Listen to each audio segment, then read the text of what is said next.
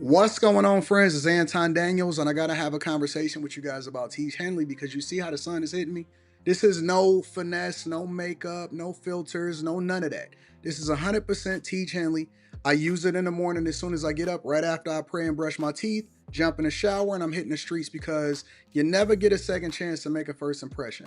So even though they're giving you 40% off your first order, 20% off for life, even though you may get a free gift, forget all that, right? Because we would do this even if it was full price because it's worth that much. I'm in the streets, I'm kicking it with people when I see Dusties everywhere.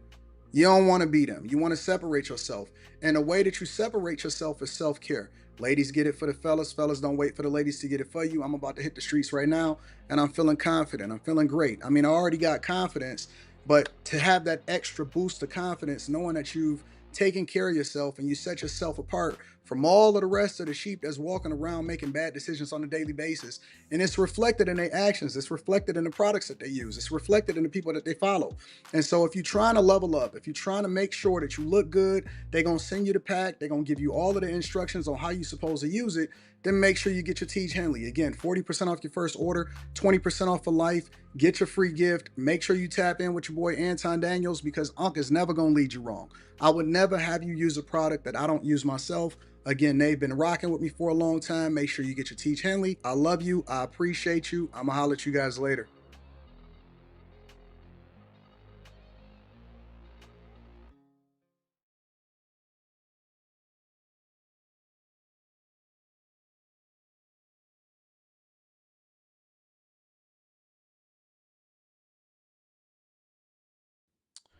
What's going on? Is Anton from AntonDaniels.com. I appreciate you guys for continuing to rock with me. Thank you for joining in for another edition of the Millionaire Morning Show. I am your host, Anton Daniels.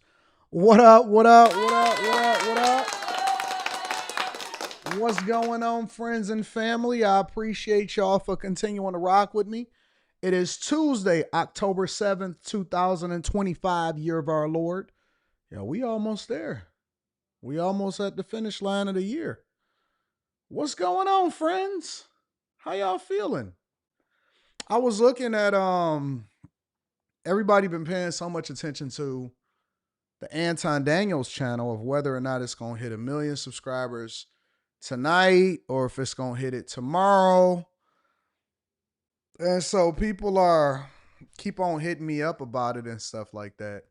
But then I was looking at the Millionaire Morning Show and we had $3.99 on the Millionaire Morning Show.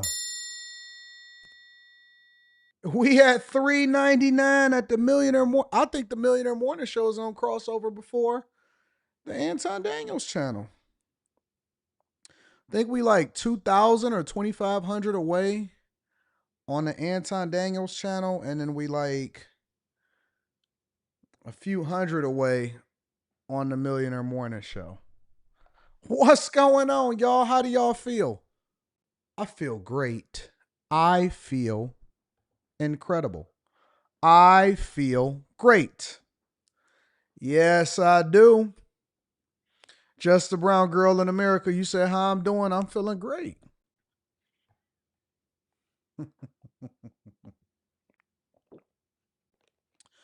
I'm feeling great. What up, OG Rihanna? What up, K Cooper? What up, your car? What up, Rhonda Poole? What up, Nichelle? You said you call it Millionaire Morning Show is going first. I think so. And then we had like 96, 97,000 or something on after hours. And so that's going to go probably less than a month right after that. So I can't complain, man. I can't complain, dog. What do I have to complain about? And do you know how good life is? Let me tell you how good life is. Let me tell you how good life is. We got a whole show lined up for y'all today. We got after hours tonight. Let me tell you how good life is. So I'm leaving out today. And I'm talking to Rita as I'm leaving out.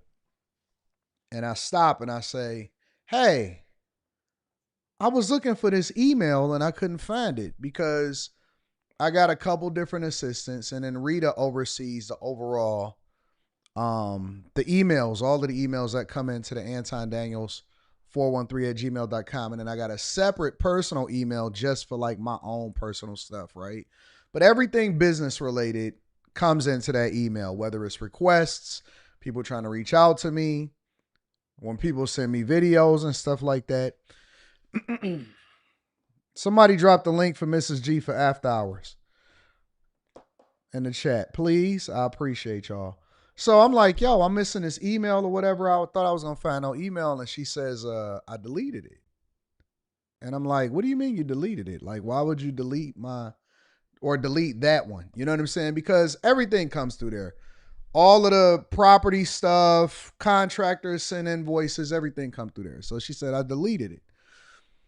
And I said, why you delete it? She said, that wasn't nothing. You don't need to see nothing like that. I'm like, what you mean?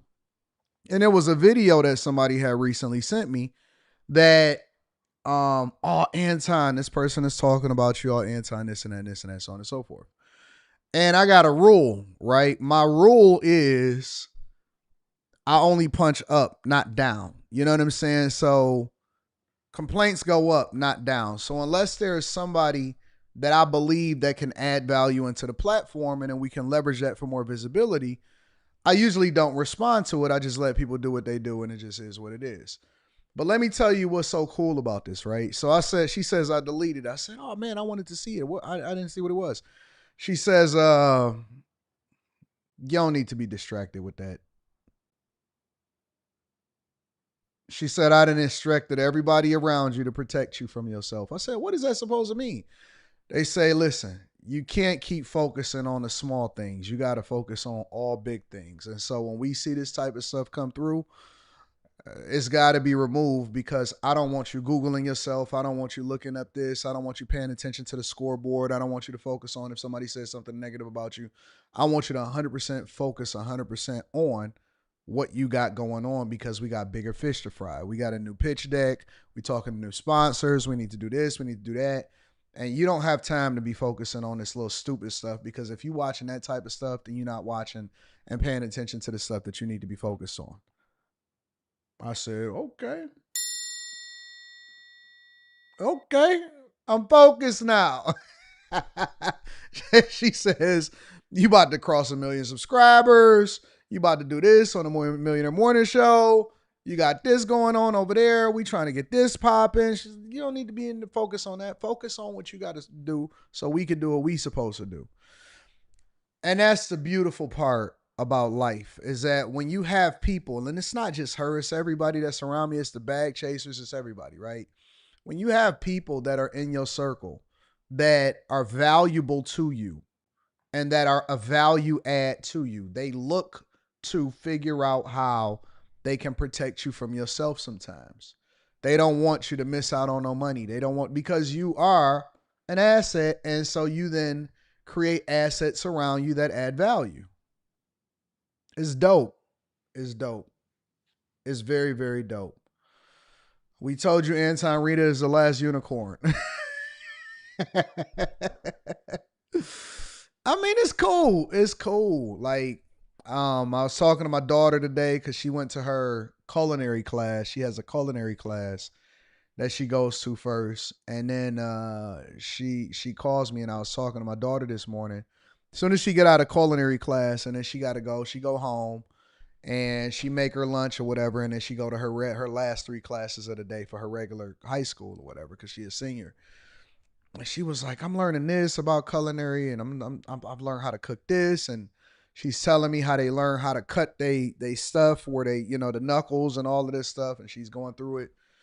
And she's like, Dad, how can I leverage this? What is it that we need to do? Maybe I can do this. Maybe I can do this. I can do meal prep and all of this stuff for you and all of this. And it's just dope, man. It is. I have 0 complaints about life.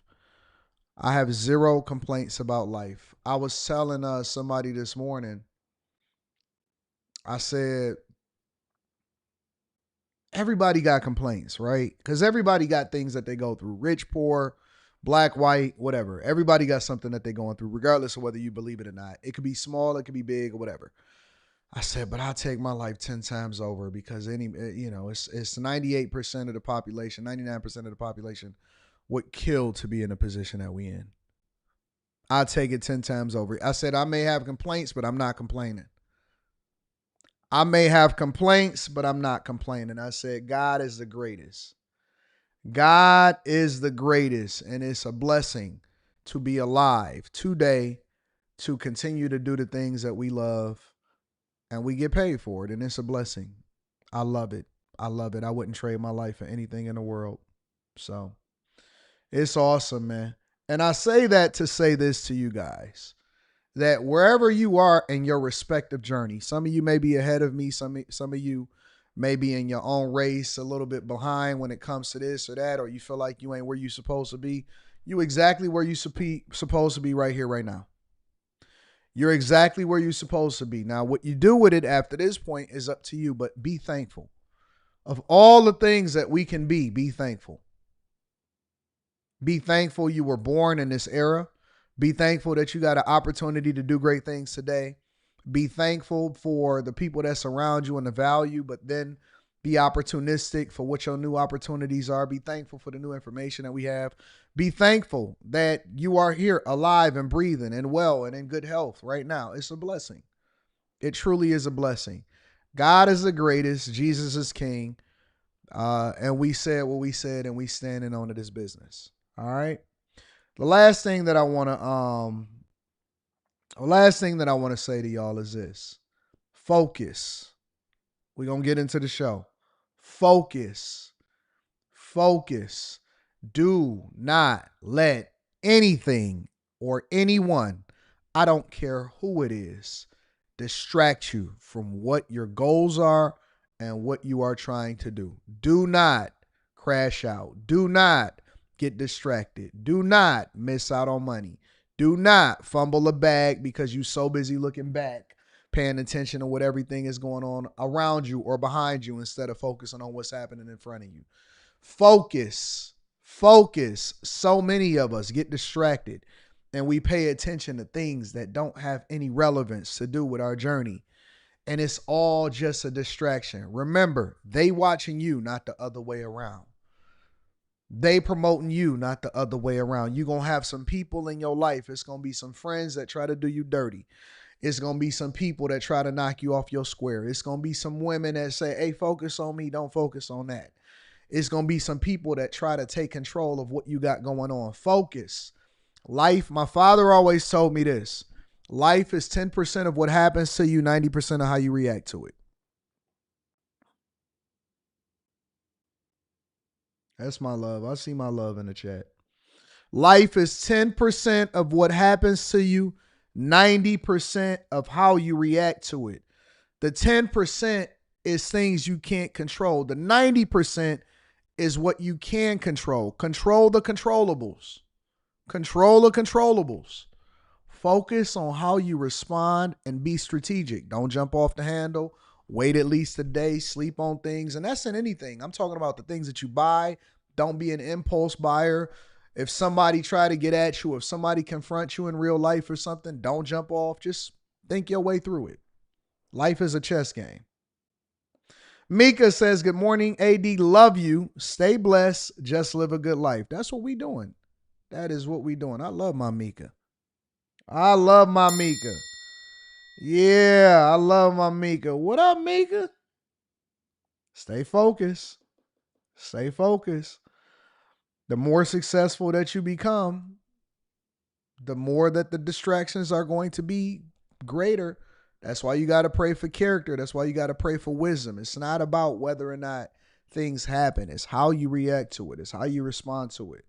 Very few people are able to stay focused. Very few people. Don't worry about it. Let it rock out. Let people do what they do. You are the one that is the subject of conversation for a reason. It's because you're a winner. Remember that, all right? All right, what we talk? We got over 1,000 people in here. All right, so let's go ahead and get focused. All right, let's go ahead and get focused. Breakdown Media says, continue being my biggest inspiration. Much love to Anton and the Chasers. If y'all not a part of the Patreon and y'all didn't watch that last live stream that I did and the one before that and the one before that, man, I'm so mad at y'all. I'm so mad at the people that's not leveraging that information. Make sure you tap into the Patreon. Link is in the description, as well as pinned to the top of the chat. Good morning, AD. It's Taco Tuesday. I think I want to go get some tacos today. Billy Ray Valentine says, good morning, King.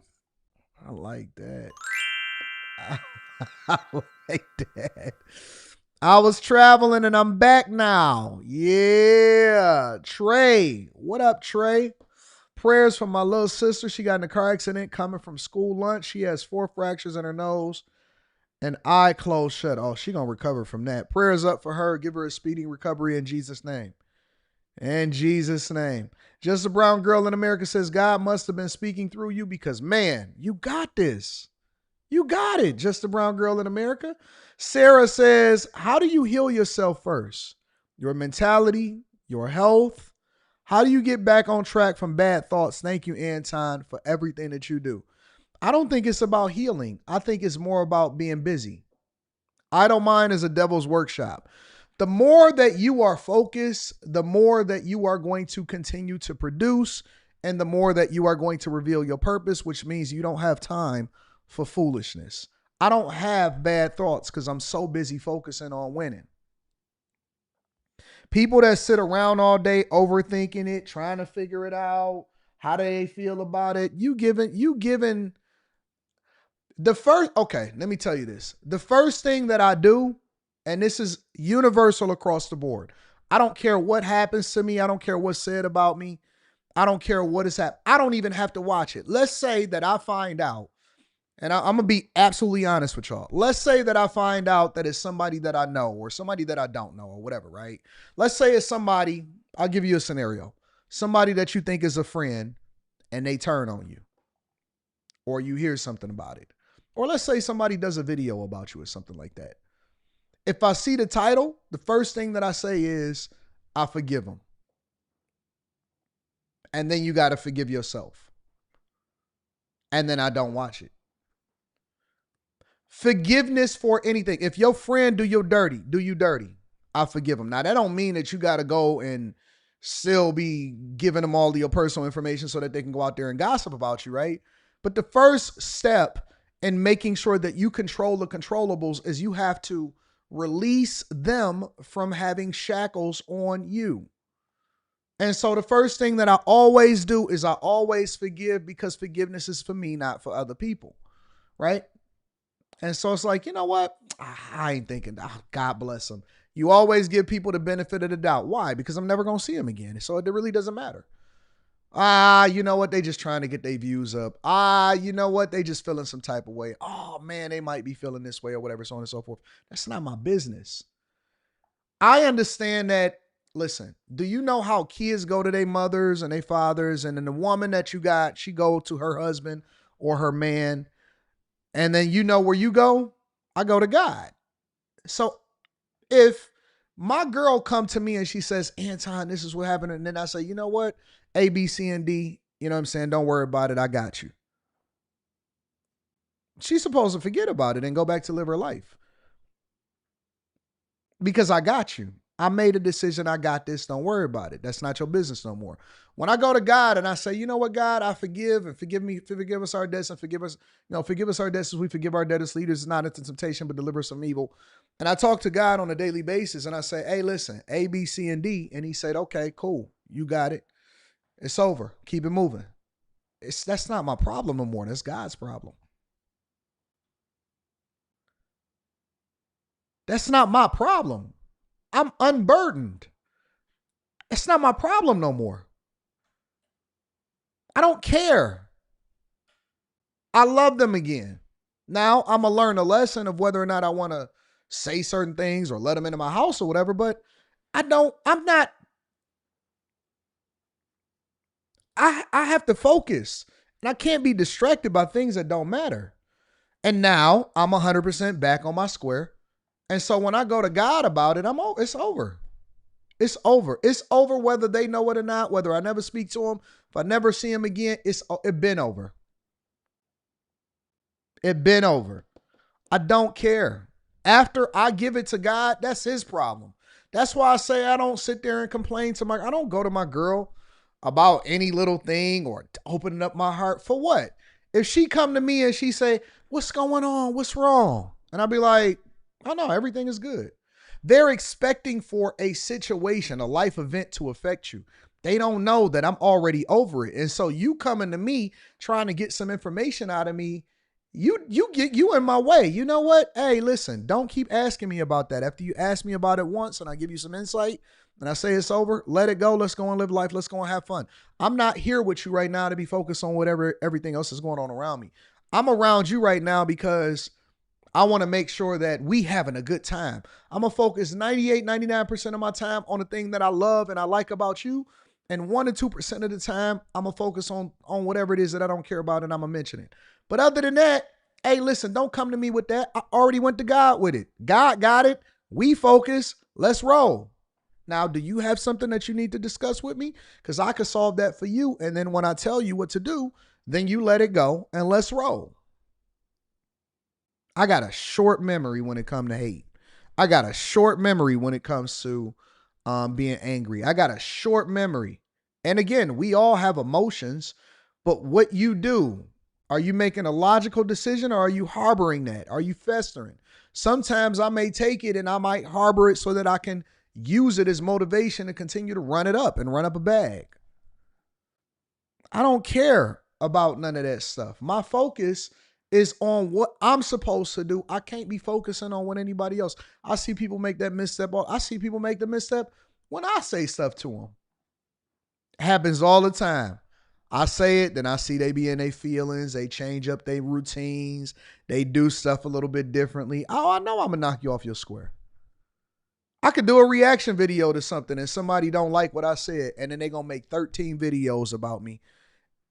And I'd have forgot about it. And unless you reminded me that I did a reaction video. Sometimes I'll do a second reaction video to somebody that I did a month ago because I don't even remember them. Somebody told me was on my panel the other day. And I said, "Oh, wow. You know, what's your YouTube or whatever, so on and so forth." They said, "Oh, you reacted to my video before." I said, "Oh, really?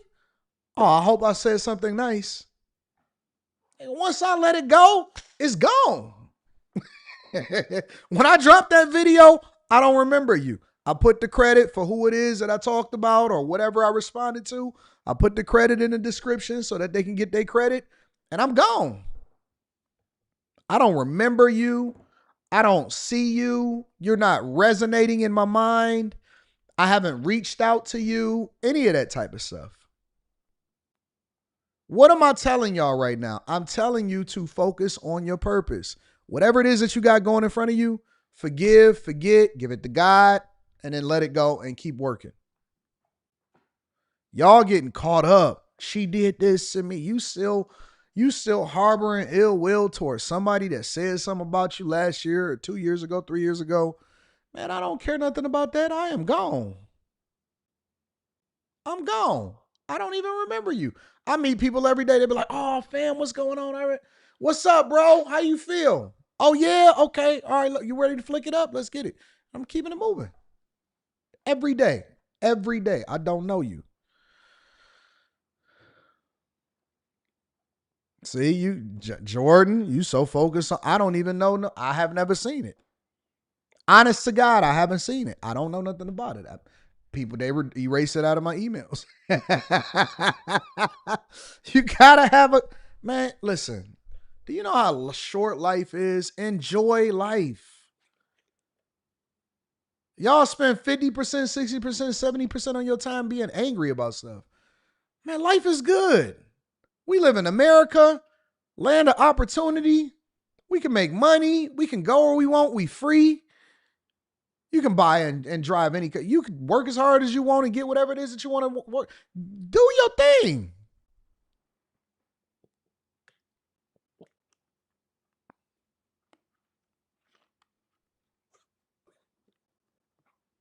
That's a them problem. That's not a me problem. That's a them problem. It's not a me problem. I don't know nothing about that.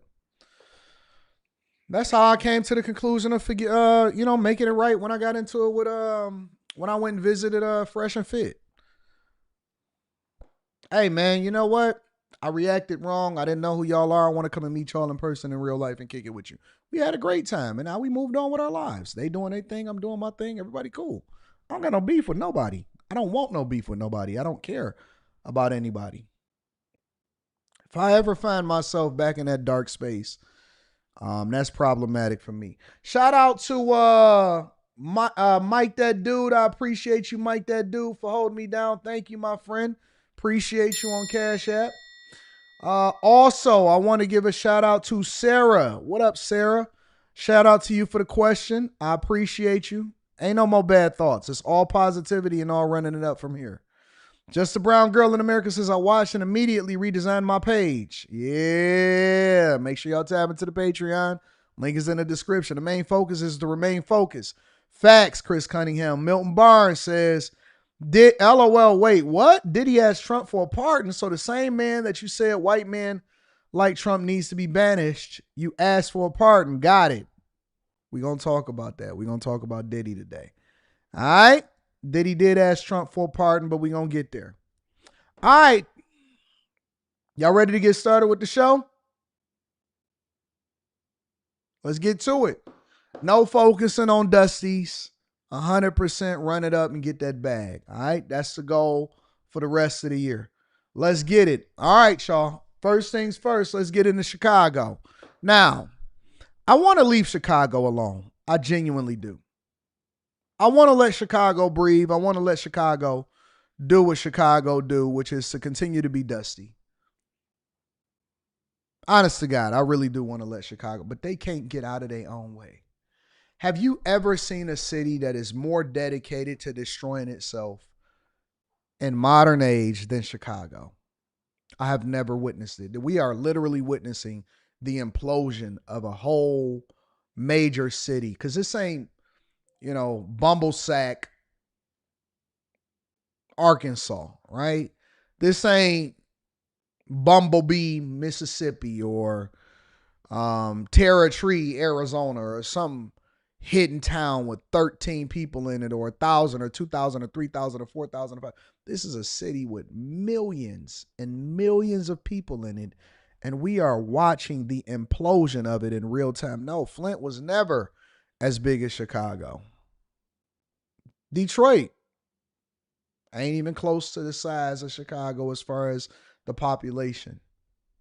We have not witnessed the implosion of a city, the self-implosion of a city like this big, ever. Not in our lifetime. Not in our lifetime. We have not witnessed it in our lifetime. And it's crazy to watch it in real time because it's not an economy situation. You know what I'm saying? Like when Detroit went bankrupt, and we had less than 1 million people in the city when Detroit went bankrupt, probably somewhere around 600,000 people. A city that was designed for 2 to 3 million people has 600,000 people in it. It was a long time coming. We never recovered from the mindset from the 67 riots. Eventually, we got all black leadership, all black schools, all black everything. We was and still are the largest blackest city in America based off of per capita population once you go past a certain threshold. And it was a long time coming. So by the time I grew up and going into the 80s and into the 90s, and you had Mayor Coleman Young, and they wouldn't work with the suburbs, and they had this exact same mentality, but it wasn't as big as Chicago.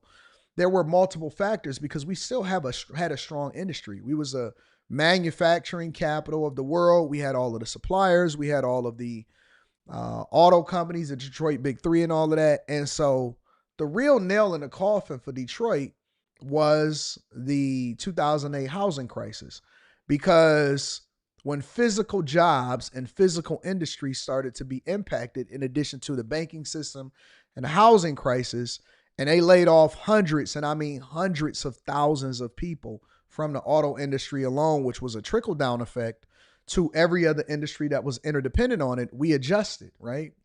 And we got a different mayor. We got Mayor Mike Duggan, who was a hospital CEO, and he started looking at everything from a business perspective. And so they started working with other leaders instead of raising taxes and doing all of that stuff. Once we emerged from bankruptcy, they started to embrace their alumni, the people that were from Michigan that were business leaders, the Dan Gilberts, the Illiches, even the CEO of United Warehouse Mortgage, Matt Ishba, right? And so all of the business leaders, Mike Pinsky, and so on and so forth, right?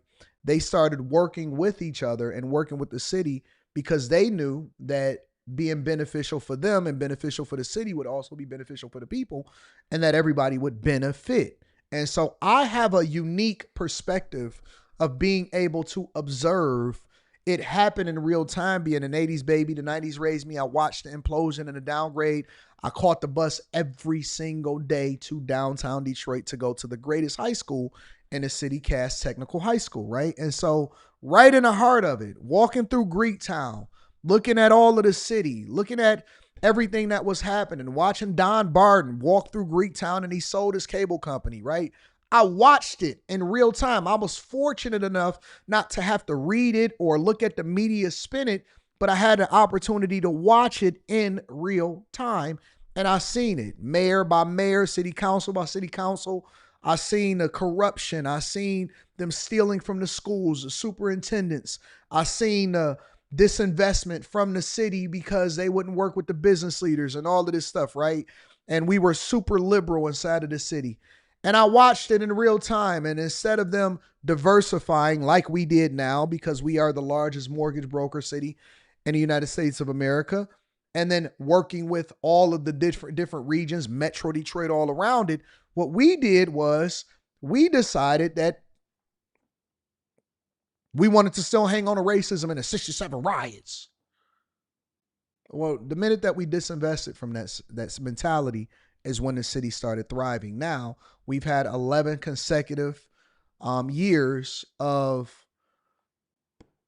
budget surpluses, and we have a population increase instead of a decline. And so we're on the right track. We've been balancing the budget. We got more police officers. We fully staffed. And it doesn't mean that the city is perfect, but it means that we're significantly on the right track and we're growing, and it's a lot of investment coming into the city.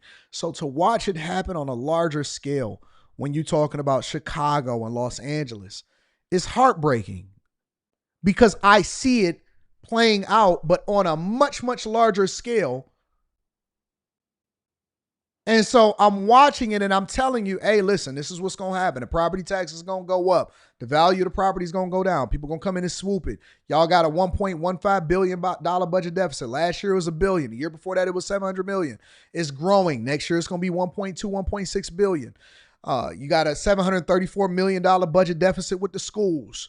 You asking a police department to cut $100 million, and they already down over 1,000 police officers, and they're underreporting crime. I've watched all of this happen in real time. I've watched it happen. And then you guys continue to vote the same way, and you continue to say, well, don't talk about us. No, we gonna talk about you because you're national news. We gonna talk about you because you're national news. And then you got this situation happening right here. Meanwhile, in Chicago, sources telling Fox News police there were told to actually stand down on helping ICE agents who are in danger. Mike Tobin has this story for us, all the details. Hi, Mike. And Dana, we've got a lot of rank and file Chicago police officers behind the scenes telling us that they are outraged that the stand down order went out to them after federal agents were attacked. The order. It's a lot of rank and file members behind the scenes. And I've already known this. You know why? Because I got an inside look with several different police officers that work for Chicago PD that is telling me what is happening behind the scenes. So regardless of what the media is selling y'all, the greatest thing that happened in media is that we got independent content creators that have their own sources, that tap in with people on the ground, and then they also go after national news to compare and contrast and then draw their own conclusions. I've already known this. I've been telling y'all this for a long time. Rank and file members don't like Brandon Johnson. They hate him. They hate him. They don't rock with him. But they can't say nothing because they actually work for the city of Chicago. They pissed. They are pissed. Appears to have come through a communication from the chief of patrol over the communication through the Office of Emergency Management and Communication, reading, "No units will respond to this." Multiple police sources have confirmed to us the message is authentic, and it is backed up by audio of the stand-down order. And again, per the chief of patrol, we have all the units that for 999. Chief of Patrol said all units clear out from there. We're not sending anybody over to that location. All right, and 999, just to confirm, 39th Police in Kedzie, they were saying that they were being surrounded by that large crowd, and they were requesting the police were not sending. I'm waving off all the cars heading to 39th Police in Kedzie. Again, those are the orders we're being given. In an official statement, CPD says officers did respond. Writing, quote, CPD responded to the scene to document the incident. CPD officers were also on the scene to maintain safety and traffic control. Now, chaos was triggered when, according to federal prosecutors, two individuals used their cars to ram the cars of Border Patrol agents. One of the agents shot a driver of one attacking vehicle. Those attackers are now charged federally. Illinois Governor J.B. Pritzker says the facts need to play out. We don't have a lot of facts. Remember, these are the same folks who killed a person, unarmed person, just a couple of weeks ago in Franklin Park. At first, they said that the officer had been threatened with his life. The reality of it and the truth of it has now come out, and that wasn't the case. They killed somebody. They are just putting out their propaganda, and then we've got to later determine what actually happened. So J.B. Pritzker, the Illinois governor, who has denied you guys funding for your schools in order to shore up the deficit, and you have a significant amount of layoffs for your schools. I wonder how it is. How awesome is it for you guys to have much bigger class sizes, less funding, no raises for the teachers, and illegal migrant children also, you got to teach them inside the young Chicago schools? You got J.B. Pritzker right here sitting here telling you that, you know what, I'm not so sure if that's true. You got the evidence, we got the audio, we got the actual physical. They put it in the system not to respond and all of this stuff. So we see all of it in real time. And he's telling us, oh, no, you don't see anything. You don't see nothing. It's not really there. Got it. 300 Illinois National Guardsmen have now been called up for a 2-month deployment to Chicago. What you're looking at right now is video of the scene that triggered that particular radio call.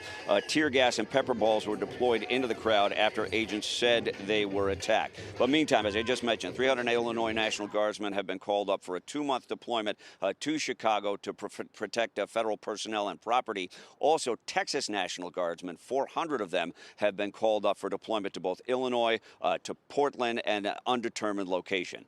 Back to you, Dana. All right, Mike, thank you. Hey, it's Will Kane. Let me go over real quick and let me give it to y'all from another perspective.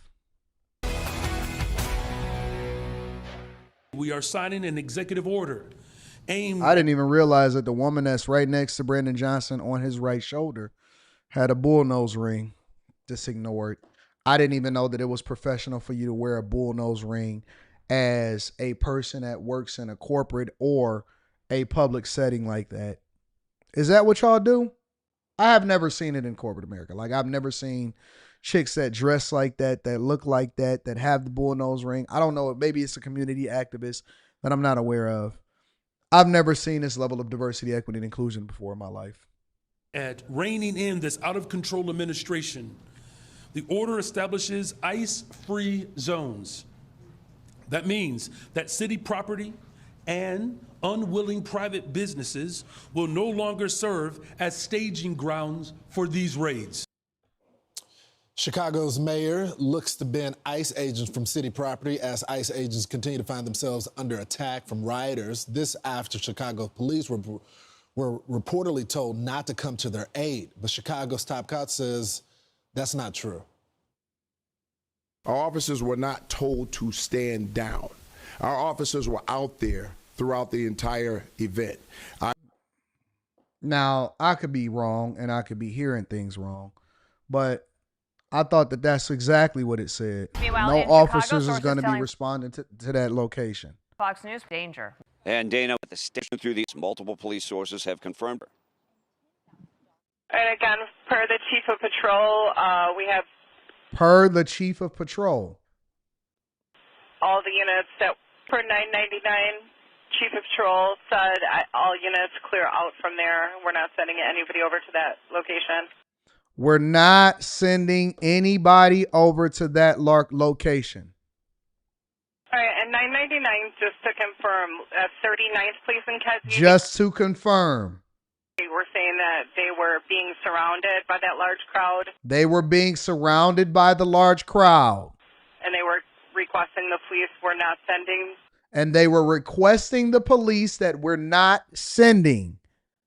I'm waving off all the cars heading to 39th Police in Kedzie. I'm waving off all the cars that are headed over there. Now, you may have some great police officers that decided that they want to go and respond anyway, but it's very clear we're listening to it and dispatch is saying it in real time. So I'm trying to understand and I'm trying to be very, very clear. Am I hearing what I thought I heard, or am I hearing things and I'm translating it differently than what he's saying is not happening?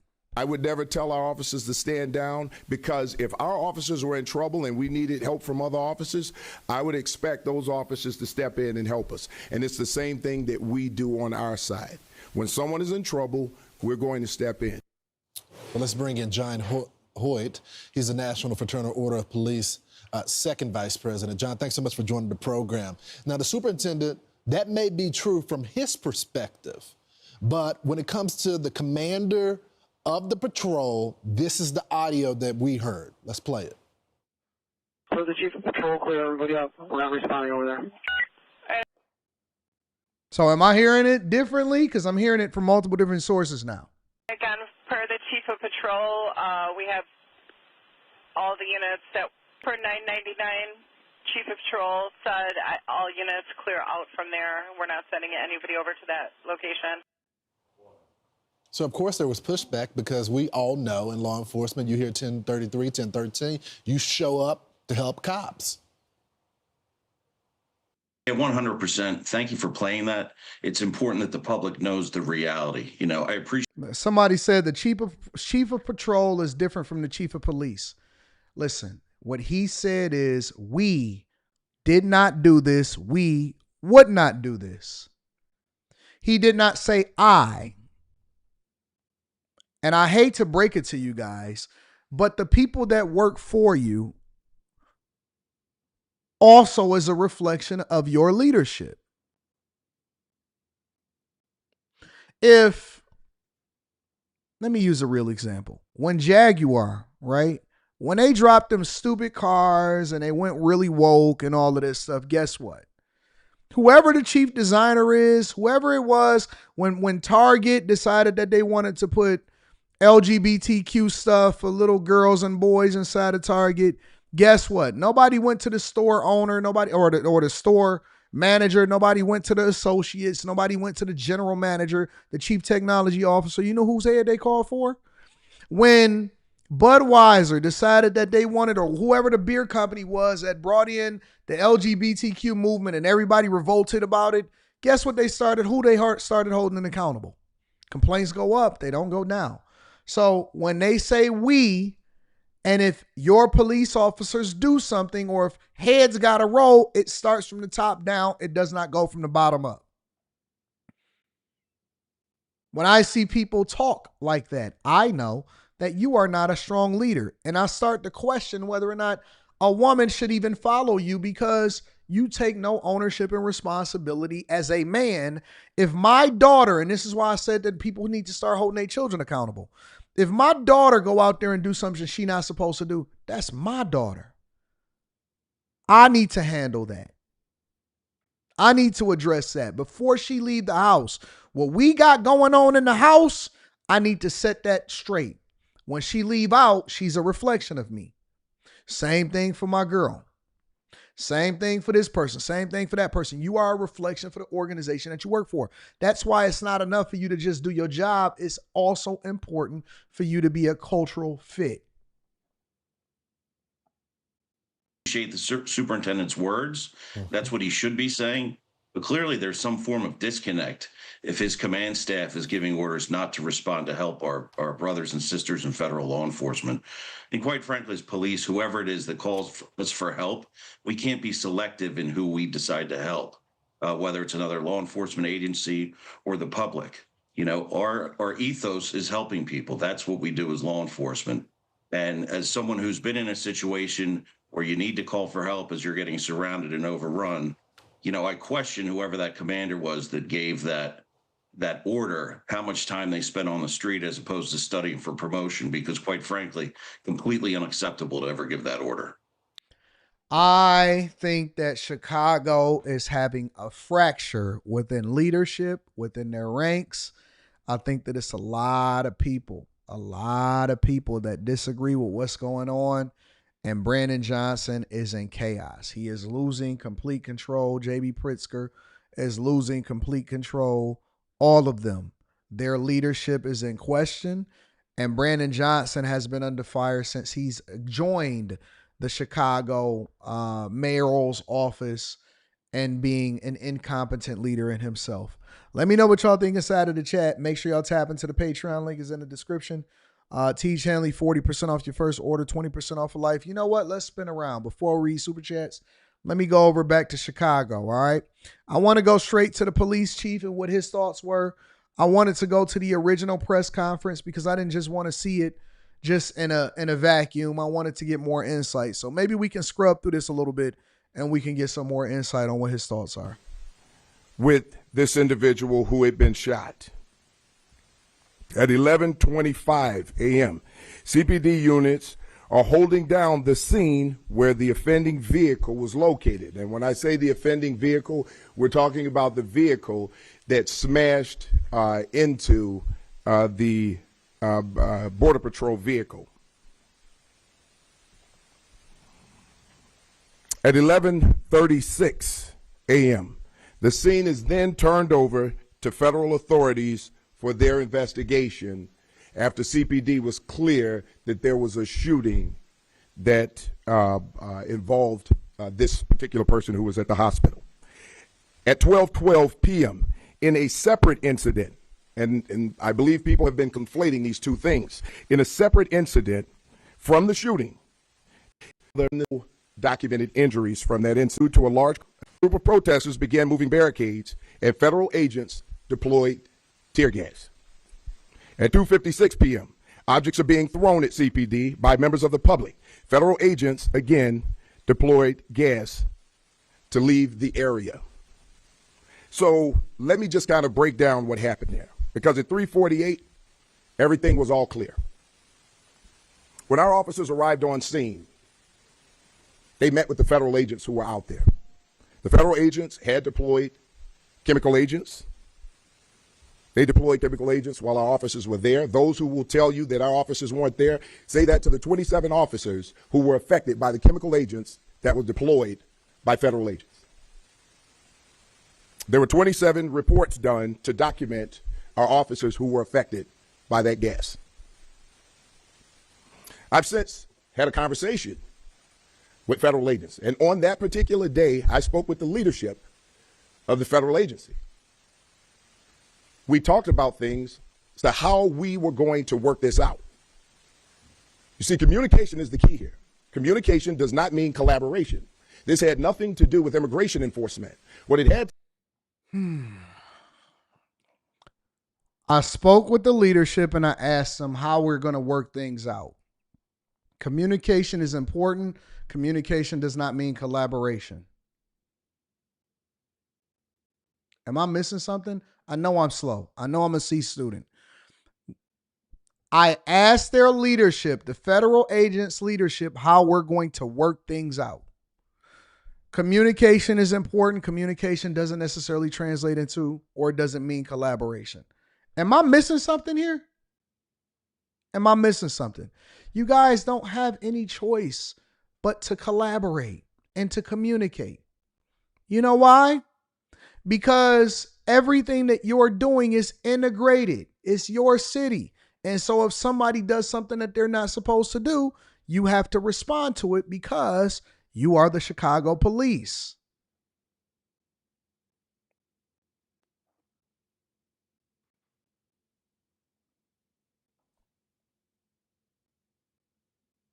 To do with a scene where someone in our city was shot, and we as CPD are responsible for showing up, documenting that, even when the shooting and the investigation has been taken over by the FBI.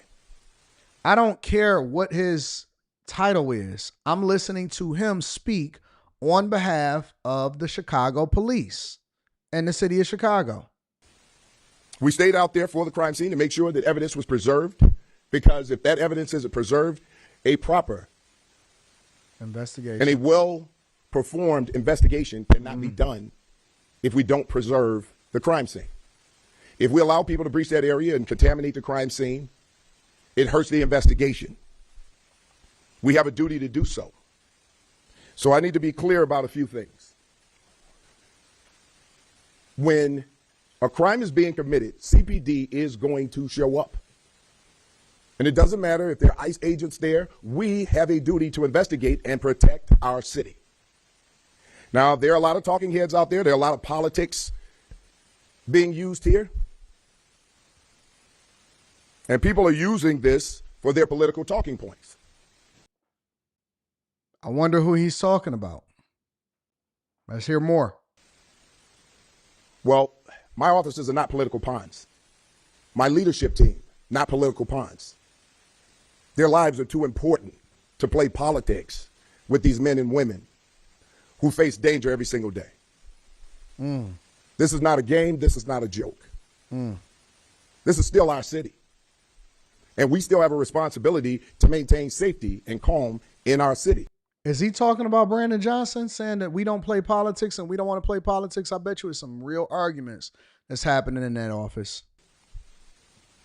Now, there are a couple of things that I want to address. One, I'm just guessing what we have to deal with as a department, because I want to be clear to those who have never done the job, who haven't done the job in years, who weren't on scene, who don't know the facts or have the facts. But they've got a lot of solutions or a lot of ideas of what happened or what should have happened. Let me first talk about the Trust Act. The Trust Act prohibits law enforcement in the state of Illinois from engaging in assisting federal agents when it comes to immigration enforcement. Is that the most recent thing that they implemented, the Trust Act? Is that what Brandon Johnson and J.B. Pritzker was touting and championing, the fact that they have ordered the police department to stand down when it comes to assisting ICE, Homeland Security, federal officers, federal troops, so on and so forth? Is that what that is? We abide by that law. The city ordinance, the Welcoming City ordinance, goes a little further. It even prohibits us from asking someone their status. We abide by that ordinance because in law enforcement, we don't make the laws, we uphold them. And we're sworn to do so. And we take our oath seriously. Engaging with federal agents, we do it on a regular basis. We have task force officers who are out there every single day working to stop human trafficking, drug enforcement, gun violence, gun recoveries, search warrants, and everything in between when it comes to violent crime in our city. We have a great partnership with our federal agents, and we still do, and we will continue to work with them around violent crime. But let me explain how important it is to understand how difficult it is for our officers at times. Because when we look at the Trust Act and the Welcoming City Ordinance, sometimes there's a struggle when you're walking that line to make sure that you're not violating either one of those things, and at the same time enforcing the law the way that we're supposed to. One thing about law enforcement, I'll tell you this right now, you're damned if you do and you're damned if you don't. And we accept that. So I'm not going to stand here and make excuses. Sound like I don't want to be a law enforcement officer. Or pretend like the job is not a struggle, so we're going to make excuses about it. No, we're not going to do that. Again, These men and women go out there every single day, and these are the things that they fight through. I don't even know why anybody would want to be a police chief. Wants to make sure that our officers don't get caught up in something where they end up in an investigation, fairly or unfairly, and they want to make sure that these officers are safe and that they can keep everyone else safe. So although we do not engage in immigration enforcement, we are going to enforce the law when the laws are violated. So let me be clear to the public about certain things. You have to excuse me, I'm a little dehydrated. Let me make this clear. Federal agents, ICE, HSI, are officers. They are agents of law enforcement. If you box them in with vehicles, it is reasonable for them to believe that they are being ambushed. Facts. And that this could end in a deadly situation. Agreed. And it's reasonable for them to use force based on those conditions. Do not box in any law enforcement officer. You are breaking the law when you do that. And you are putting yourself in danger. Following law enforcement agents around. The question is why? What do you plan on doing? It's also reasonable for them to believe that you're eventually going to do harm to them. Yep. If you ram, mess around and find out if you want to, any vehicle, especially that one that contains law enforcement agents, and that's any law enforcement, local, state, federal, county, and you do this intentionally, this is considered deadly force. Deadly force is anything and take your that life. can cause great bodily harm or death. When you plow into a vehicle that contains law enforcement agents, you're using deadly force. And they can use deadly force in response to stop you. Y'all said Show Johnson speech from this morning. What did he say this morning? I'll see if I can find it. We need to be clear about these laws. We cannot become a society where we just decide to take everything in our own hands and start to commit crimes against law enforcement. It is a crime. You may not like what they're doing. I can understand that there's a lot of emotions out there, but that does not mean that you get to commit a crime, especially one that could lead to deadly force. We need to keep everyone safe. Our responsibilities when it comes to federal agents, and I've been asked these questions, we do not interfere with the duties and responsibilities of federal agents. We don't have to agree with it. It doesn't matter. You don't have to agree with it. We do not interfere with their orders. And when they go out to carry out their orders, they will do that the way that they're trained to do it and their understanding of what it is they have to do. Another one, CPD will not arrest and cannot arrest federal agents because someone deems what they're doing is illegal or unlawful. Their rules of engagement are different from CPD and other local law enforcement agents. We need to be clear about this. If we're not clear about this, we will see another event like we saw Saturday. We cannot move like this. Was necessary. I don't like these. I like to get listen to them afterwards because they always like have it all on one side. What's up, Molly? They always usually have the audio only playing in one speaker or whatever, but we'll see if it's anything to mine out of this. Necessary to reassure people that we are following the local ordinance. At every single tool that's available to me, we can maximize the protection of all Chicagoans. Violence prevention, but he cut the ATF budget by 30%. In his administration that has any sense, we'll take one. And so this is why I'm in constant communications with my superintendent, because that's how leadership works. You communicate with people. You come up with policies. You hold people accountable. This president is unchecked. Our framers of this Constitution literally put forth measures so that you can always have check and balance to a president. And so I think the lessons here are being learned every single day, is that if Congress is not going to hold the President of the United States of America accountable. Thank you, Big Fred. And I will. Wait a minute. I wasn't expecting that. Hold on. Let me play that one more time. Give me a second. If Congress is not going to hold the President of the United States of America accountable, then I will.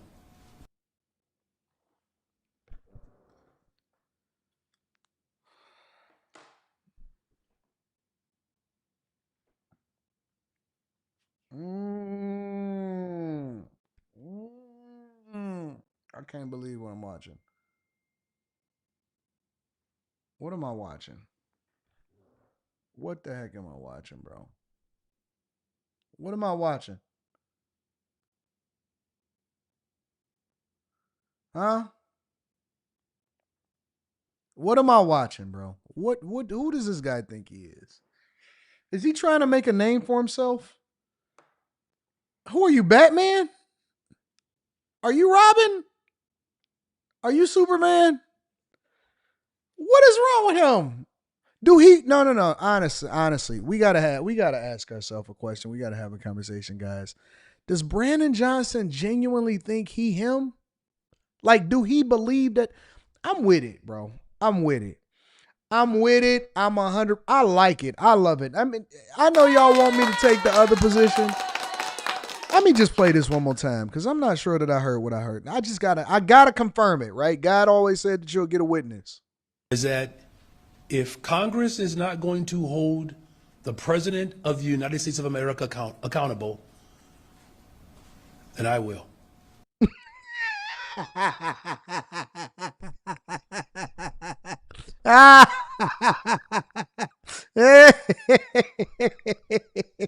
I didn't know I was going to end up on that point.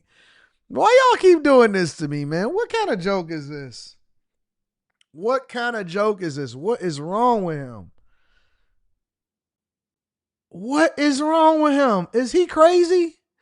All right, listen, we're going to bust this whole speech down when I'm able to get the audio in both ears. So we're going to work on that. I'm going to do a whole review video of this maybe today for the Anton Daniels channel, and then we'll go through it and deep dive into it tomorrow. I'm telling you, bro, Democrats are crazy. They are crazy in real life. They are straight up crazy. Honest to God, they crazy. I can't believe what I'm hearing. Is he out of his mind? What are we doing, y'all?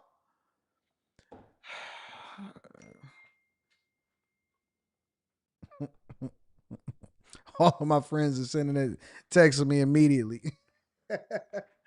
All of my famous friends are texting me. Anton, you hilarious. Shout out to everybody watching this show. Make sure you hit a like for the algorithm, subscribe to the channel, and turn on your notifications. I don't know what the heck is going on in politics today. So crazy, out of their mind. Let me read a few of the super chats, and then we're going to move on with the show. You was right about Payroll. That album, was I right or was I right? Lately, I've been doing me. I'm telling you, it's a grown man's album. The YNs is not going to understand it. They're going to have to stick with NBA Youngboy. But this one is different. This one is, he talking about being married, staying out the way, getting money, not focusing on the things that happened in the past, staying off of Instagram and all of that, watching what everybody like. It's a real album. This is the stuff that we really want to hear. When it comes to like maturity and music and growth, we don't want to keep hearing all of that same stuff that y'all been talking about, bro. We want to hear some real stuff. It's dope. Every single track slap. Shout out to Payroll. Edward Shannon says, Google me at E-Word Record Label dot. I guess E-Word Record Label. Join the Bag Chasers. Make sure you tap into the Patreon. Yeah. Let's run it up. I got another live stream that's coming up for y'all. I'm going to release that. Rashawn Irving says the chief of police did say something and he is pissed. And he said the mayor needs to work with ICE agents. Tune says she looked like she can't breathe right. That's not right. That's not right. Casual Germ says sending the Texas National Guard to Illinois and Chicago is very concerning. They're mostly comprised of former special operation types of veterans. This is bad. I look at it as good. We need to stop all crime. Good morning, Anton, says Lulu. For coaching calls, are you prioritizing waitlisting members or refreshing for new signups? All encompassing. So just hit me up and I got you, Lou. Manny Plays says, sounds like they're trying to make someone the fall guy. Chad for Morris says, guess that chief of patrol is in the hot seat now. Christopher Evans says, we're officially worse than NYC when it comes to corruption. I'm sure of it. You can't make this ish up. I remember Rahm Emanuel overseeing cover-ups. Jay Hunter Lee in the building says, Brother AD, I found the Illinois Trust Act started August 28, 2017 and amended in 2021 as the Illinois Way Forward Act to further strengthen it against ICE. Me University says, Black Power. TM says, he said he's Mohawk Man. Wyatt says, please keep that sound effect. I am. I'm definitely keeping that sound effect. Equal Opportunity Smoke says, do he think he him? You ain't AD. Hey, I'm with it though. I ain't even tripping. Equal Opportunity Smoke, and I'm going to tell you why. Somebody told him he him. I don't know if it was his wife. I don't know if it's his children. I don't know if it's somebody in the Illinois government. I don't know if it's a sad chick somewhere that said, you know you him, Brandon. Somebody put a battery in that man back and she was like, oh my God, don't you know that you him? You everything, baby. That ain't nothing like getting a man's confidence up. All it takes is a couple women to mention it in you and say, you know you him, right? Yeah, girl, he all of that. He all of that. My homegirl the other day, she said, I had to check some people about you. I said, what? I said, what you tell him? I told him, don't y'all realize how great he is? I ain't lying. See, y'all be thinking I'm lying. Y'all be thinking I'm lying. She came up to me and she said, I checked some people the other day. I wonder if she got this number.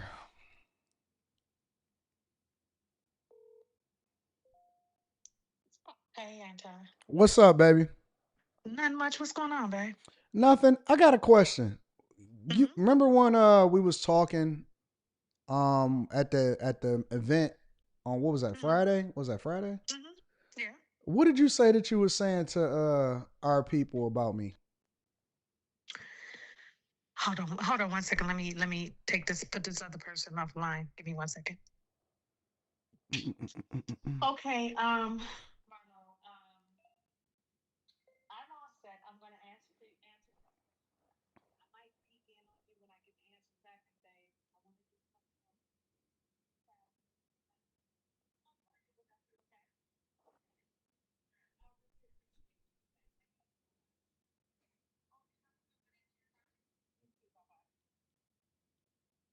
Okay, I'm sorry. All right. You working hard? Yeah, you know what I'm saying? I'm trying to get like you. Well, I gotta do all that. But no, I was telling them we were all at that breakfast brunch for Andre. And I was telling them, I was like, y'all sleeping on him. I said, I think it's because, you're just looking at him as, oh, that's our nephew or that's my cousin. You know what I'm saying? It's almost like what the Bible say, a prophet has no honor in his own home. Like, none. And I'm like, he a big deal. Like, he's a big deal. Like, he's not small. Like, has over 1.5 million followers. I said, you don't even have 3 friends. Like, you know what I'm saying? You don't have 3 people. Is your kids barely want to hear what you have to say, let alone 1.5 million people. You know what I mean? Like, come on now. And I You said, y'all sleeping crazy. on him. I said, but he could help you build your platforms or build your business, but you're not humble enough to even ask him. You know what I'm saying? Mhm. I said, listen, I said, hey, Ivy, and and I'm backing her, but she the face of it because it's a young thing. I Mhm. said, but I'll say, hey, babe, I know that if he say he coming somewhere, or if he mention it on his show, or if he say, hey, y'all, I'm gonna be there, it's gonna generate, you know what I'm saying? And I said, and people pay him for that. But by me being his, his cousin, he like, okay, let me see it. If it's something with you rock with, then he gonna go ahead and do it. I said, that's big. You have to pay big money for that kind of stuff. Mhm. Because he's a big deal. I said, but y'all want to sleep on him. I said, but he tried to help y'all. Y'all could have been some doggone millionaires with him. Because, he the millionaire in the family. You know what I'm saying? I don't care how much y'all try to act like y'all got some money. Niggas, y'all ain't got nothing like him. Let's tell the truth. They can't stand me. I be like, nigga, let's tell the truth. I don't play no lying games with y'all, and y'all keep. I told them they had convenient amnesia and want to change history when they want to, and just change around stuff. But I told him, I said, he a big deal. Y'all sleeping on him. I said, but you one day you just gonna have to admit it. I'm okay with admitting it right now. That's because you Haters. love me and you always be loving me. Yeah. Yeah, you know what I'm saying. Shirley was there. I said, I'm proud of him. I said, I be geeked up. I said, people don't even. But I said, I never tell people like you my cousin. When people be talking about you, I be laughing. Just listening because Yeah. really I want to hear what they got to say because they ain't gonna say it if they know. You know what I mean? Yeah. And then I'd be like, really? Be submissive. But he got money and he been taking care of his people for years. He has something to submit to. Brother broke. Nigga, get out of my face. he ain't told not one woman to follow no stupid nigga that ain't got no plan. He ain't said that not one time. I ain't you a lie. Because even God ain't said that. He said, follow him as he follow me. Yeah. Yeah. Please. You so crazy. You so Yeah, crazy. but I told him they just, I was like, he a big deal, like for real, for real. I said, he's like not just local. He not I said, yeah, he's in Detroit. His office is in Detroit. I said, but people over 1.5 million people around the world is like he go to other states and do meetup. People come. People be like, he coming here. I said, it'd be a whole big deal. He has to have security. I said, it's a thing. He's a thing. Okay. Yeah. And I was just telling them, like, I'm tired of people trying to act like, in our family try to act like, oh, he's just little. No, nigga, he a grown man and he making more money than you. Stop playing with us. You so crazy. Stop playing What you with got us. up this weekend?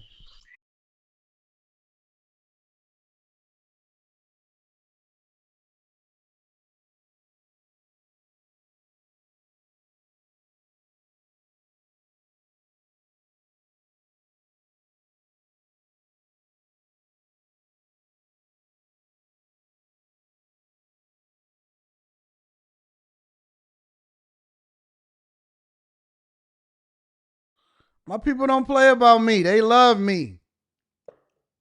My people love me. My people love me. They love they Anton. Can't nobody say nothing negative about me. Not to my people. They check my own family members. They be like, hold on, who you talking to? You know that's Anton Daniels over there, right? Listen, y'all gotta get some people around y'all. I'm trying to tell you. We about to go over to this next story. I'll cover the Diddy thing in a minute. Y'all got to get some people around y'all that go to the wall for you, that'll die for you, that defend it. Can't nobody say nothing about. If you ain't got no people around you like that, then you ain't really got no love. These are the people that I do it for. These are the people that I hold down. These are the people that I consider my people. It's like, your people are going to be the people that go in the direction that you're going. You're going to have family members that doubt you. They always, oh man, I knew him since he was a little kid. You know what I'm saying? Like, you're going to have people around you like that. But when you really got some people that ain't hating on you, and the only thing they care about is whether or not can't nobody say nothing about me, not to my people. And so I spend more time around those. Go where you celebrate it, not where you tolerate it. And then, yeah, you know, they a little hood. Sometimes the hood come out of them a little bit, but they're my hoods. I love my ladies. Listen, bro, women defend me like crazy. Women defend me like crazy. Don't say nothing about me. Like, dog, okay. All right. And you know what? They just listen, and then they come back and they be like, hey, listen, so I heard this, I heard that. How do you want me to deal with this? What do you want me to say? They defend me. They got my back. All you need is your community. That's it. We got over 19,000 subscribers to the Patreon. What we talking about? Let me see what my Patreon numbers are. Forget the YouTube numbers. We don't care about YouTube numbers that much. We care about the bag chasers. 19,201 people on Patreon. Shout out to the chasers, bro. Shout out to the chasers, man. 19,201 people on the bag chasers. That's crazy, bro. That's crazy. Y'all love me for real, for real. You my warrior any day, darling, says Rhonda Poole. All right. Y'all ready to get to it? Gigi says, how do we get on Anton? You didn't know that the name of the show was the Millionaire Morning Show with Anton Daniels? You didn't know that? Kay Cooper says, you remember when this was at 1,000. Me too. I told y'all, over time, we going to figure it out. Let me see one more thing before we get up out of there. So, let's see where we at.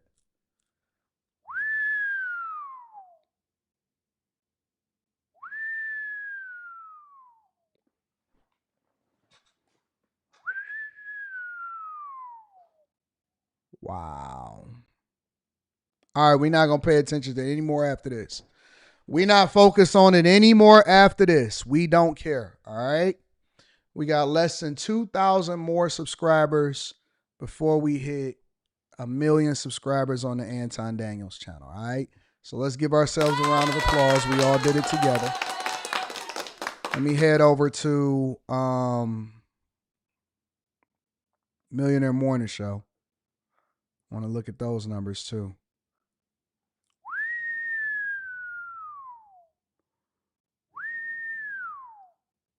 Less than 300 more subscribers before we get to 400,000 on the Millionaire Morning Show. Let's give ourselves a round of applause on that one too. All right. All right. Make sure y'all tap into the Patreon. I'm giving y'all all the game, all the sauce.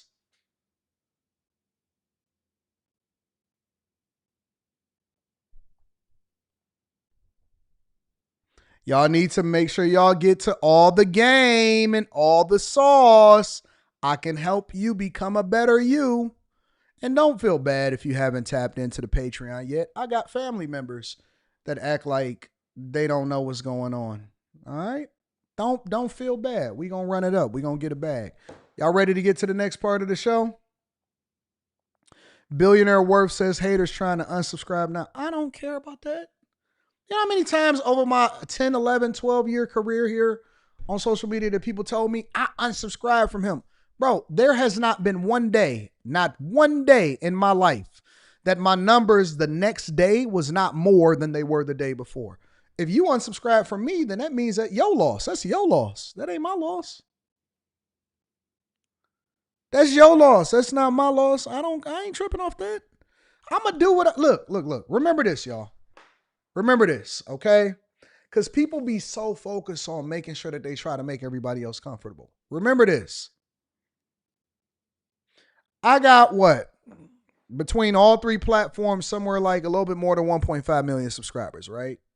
Or all four platforms. As of the recording of this video. There's 8.5 to 9 billion people on the face of this earth. There's 350 million people in the United States of America alone. Why are you worried about a couple people that's whining about you? You need to figure out how you can go and tap into the 8.5 more billion people and try to get your... I'm not worried about them. I'm worried about them because it's an untapped audience that has never heard of me before. Or maybe they seen it and it was just at a glance. I want the 9 billion. I'm trying to figure out how to create a whole nother wave where I'm translating it into... I'm using AI to... I ain't going to get into it. I ain't going to get into that, but... Bro, it is 350 million people in the United States of America. Why are you worried about that?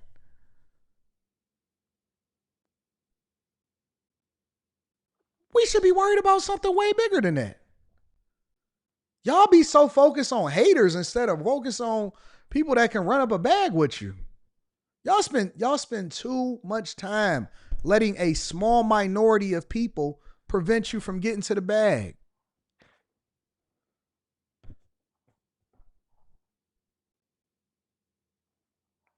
I only ever needed 100K. Once I got to 100K, I'm like, oh man, well listen, we running up.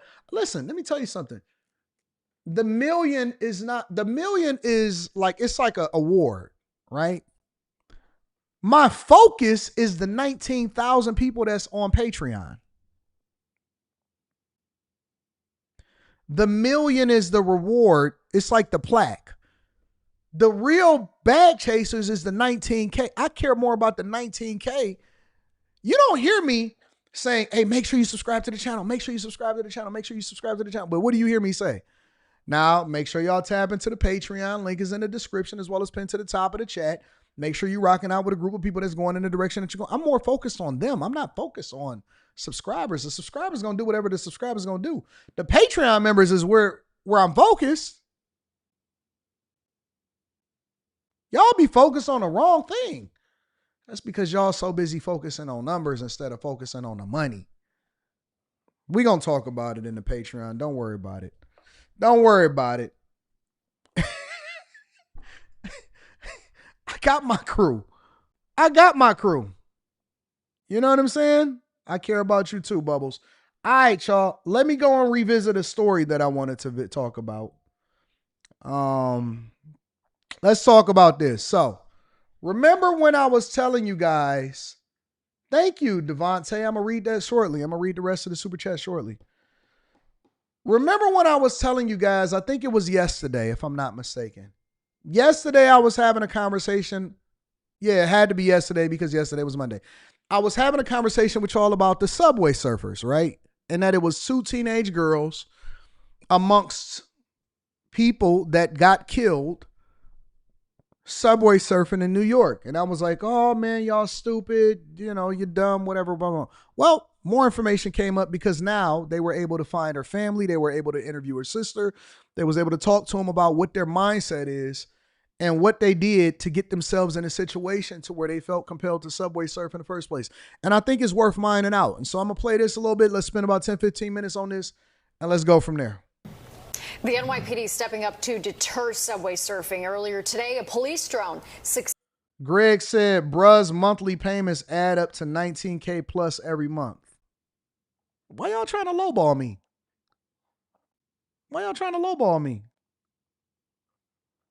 19,000? Who make $19,000 in a month?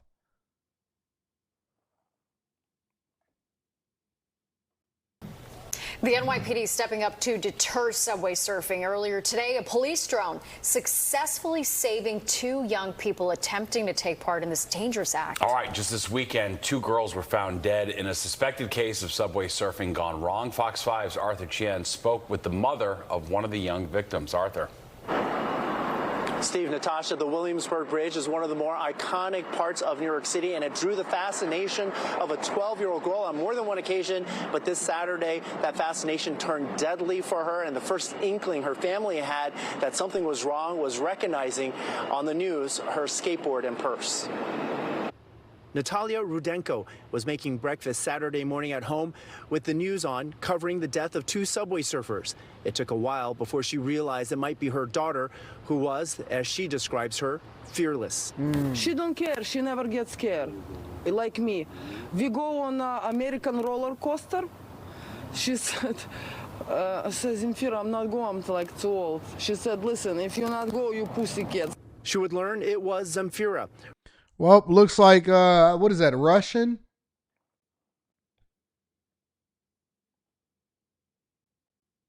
Is that Russian? Is that what she's saying? She's not scared. She's got an American roller coaster. And if she don't go on the roller coaster, she said, you pussycat. What is that, Russian? We're not scared. We're not scared. Her 12-year-old daughter, she and a 13-year-old girl met on social media. And according to Natalia, they set out for a late-night adventure. Their bodies would end up being found on top of a subway car that pulled into the Marcy Avenue subway stop in Williamsburg early Saturday morning.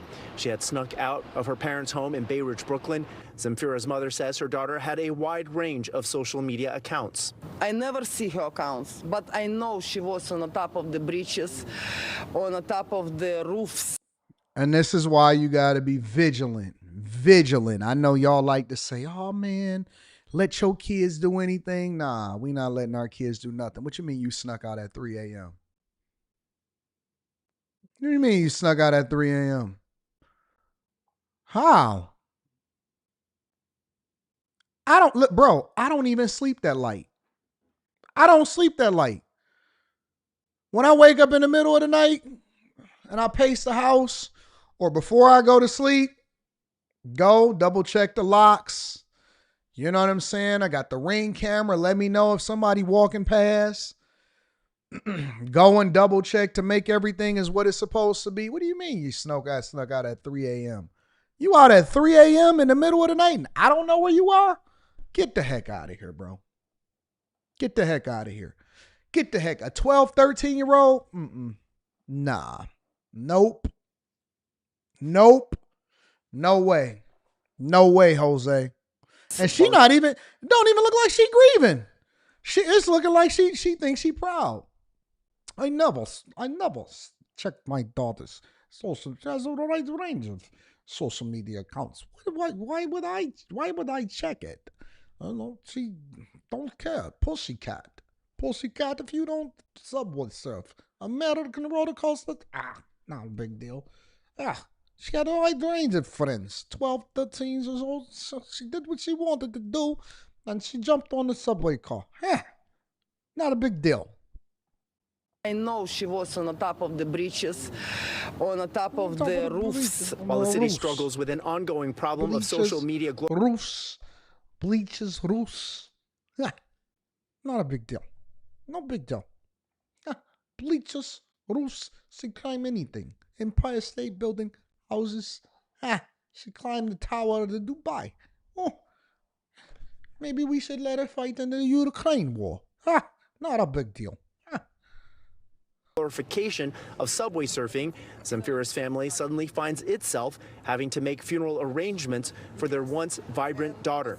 The latest casualty for a deadly urban fad officials have been trying to attack, yet more than a dozen have died in recent years, despite the best efforts of officials to rein it in. It doesn't get any more tragic than this. Young teenage girls It doesn't get any more tragic than this. Fresh off this gruesome outcome, on Monday, the NYPD's drones helped intercept these two riding outside a train. The NYPD tells us. Do the NYPD always got drones that's hovering above all the time? Because that's the only time that you can really intercept and find stuff. I'm wondering, do the NYPD just got drones all the time that's hovering above the city? Because if they do, that'd be dope. That's pretty dope. They've intercepted over 130 kids so far this year, the youngest being just 9 years old, essentially saving them from themselves. Y'all can't adapt to when y'all hear things that's unique, and then you can adapt your, oh yeah, an American roller coaster. Yeah, no big deal. Y'all can't do that. I don't know. I just do it. And you hear Obama. If I hear Obama talk for a little while, for like 2 or 3 minutes, Michelle, hey, you just start adjusting your voice. Brandon Johnson talking about the Archdiocese, Prince of Pan-Africanism, Umar Johnson. You just start to adjust your voice to whoever it is that you're listening to at that time, and you just move it. I don't know. And from the dark side of what is being referred to as urban exploring. We know that the people of Subway Surf, they meet on social media, they get together, and it's not just subway surfing. They're going into the tunnels. They're going to the layup locations. They're trying to get on the trains. They're stealing keys. They're stealing MTA radios. They're trying to move the trains into layup locations. I will tell you that I got to bring myself to the front of the congregation. I'm being hypocritical. I have to admit, and I'm going to read the super chats and the cash apps in a minute. I'm being hypocritical. There is one glaring detail that's different from me than everybody else. Earlier in my YouTube career, one of the things that I was obsessed with was architecture. And I will be happy to tell you and admit that I have explored some of the most iconic places in the United States of America prior to them being imploded, torn down, renovated, revamped, all of that. I've been in all of the biggest buildings in Metro Detroit, biggest dilapidated churches in Gary, Indiana. I've been through Chicago. I've been through Pittsburgh. I've explored some of the most iconic sites ever. And that is what we used to call urban exploration. I was the last person to explore the Pontiac Silverdome. I think that was probably one of my first viral videos. That was my first viral video. Exploring the Pontiac Silverdome. I did that. I explored a lot of places. So I am being hypocritical, right? In that I have done what we thought urban exploration was, exploring abandoned architecture, buildings, and all of that stuff. Once I start making a lot of money and making a lot of noise on social media, I fell through the floor of a church in Gary, Indiana, almost fell through the floor. And I caught myself right before I went all the way down to the bottom. I fell through the floor of a church in Gary, Indiana. I said, yep, I'm hanging it up. I'm retiring. That was it for me. I retired. From there on, it was all just, hey, we just going to check out the city, have a good time. I just retired. But the only caveat is that, A, we thought that urban exploration was was going through architecture and abandoned buildings, abandoned malls, all of that type of stuff. We didn't do things like surfing on a subway car where you can die and fall off and fall on the train tracks. You know what I'm saying? Like, our biggest thing was, am I going to encounter a ghost or a homeless person that's going to be like, hey, man, what you doing in here? And some of that type of stuff. And in those type of situations, you can kind of have protection for yourself. But, and I was a grown man. 12, 13-year-old girls, you shouldn't be out here. I wouldn't even let a 20, 30, 40-year-old woman come with me today to do certain things. I wouldn't even let Rita come with me before I got carjacked. I was like, hey, you got to go home. She was like, no, I want to come with you. I said, nope, it's too late. And I don't know if anything could go wrong. And if anything was to ever happen to you, then I wouldn't be able to live with myself, because I can get away on my own if something don't work right. Because anything that's happening at 2 or 3 a.m. and I was right every single time. So, I just think that guys are dumb, and then eventually we grow out of it. young girls and women, they dumb, but they don't really grow out of it. They don't. They don't grow out of it. You guys should not even be. What? I never understood why women wanted to be in the same spaces as us. Why do y'all want to do what we do? We risk it and we put our lives on the line for peanuts sometime. Y'all want to come out there and do what we do. I was talking to somebody and they was like, I never really had to think about breathing or budgeting or anything like that. I was just always taken care of. Why do y'all want to do what we do? Like, stay in the house. We tear up things. We climb trees. Y'all shouldn't be trying to do what we do. We figure it out and then we make better decisions later on in life. Y'all not supposed to do the stuff that we do because we can't even get away. It's so dumb. This is her little sister talking about what happened and how she knew her older sister apparently was into some stuff she wasn't supposed to be into. Zemfira Mukhtarov was just 12 years old. Her friend was just 13. Is that a 12-year-old? Look, every bit of 29 to me. Growing up too fast, too grown. She don't look 12. She don't look 12, 13 years old. She look grown. That's a grown Russian woman over there. Nope. You lied to me. You lied to me. You lied to me. Doing too much too early.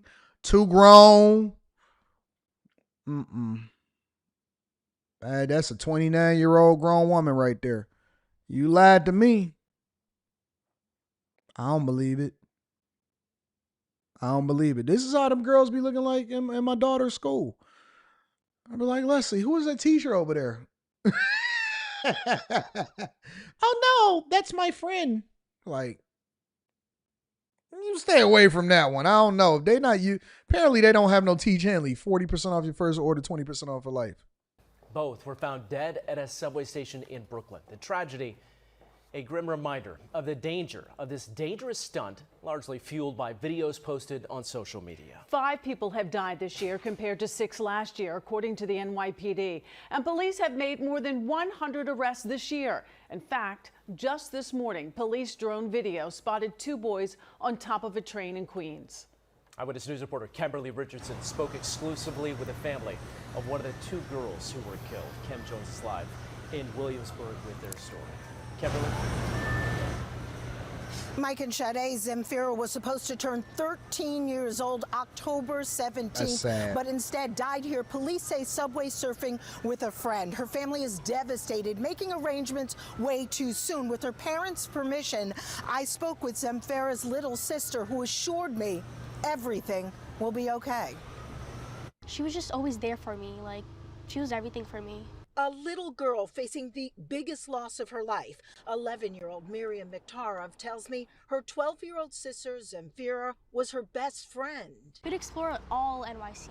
But when her mom saw this video on TV Saturday, her heart sank. With her parents' permission, Miriam spoke with me. I was like, look, that's her skateboard and that's her coach bag, and I'm like, that's her. The soon-to-be 13-year-old had been killed subway surfing in Brooklyn on a J train. It was 3 in the morning at the Marcy Avenue subway station. The 8th grader was with another girl, a 13-year-old, who Miriam says her sister recently met on social media. Friday night, the sisters were together at their home in Bay Ridge, Brooklyn. She didn't talk to me because she got mad at me, so she kind of ignored me that night, which is kind of sad. She says Zemfira snuck out of the house while the family was sleeping.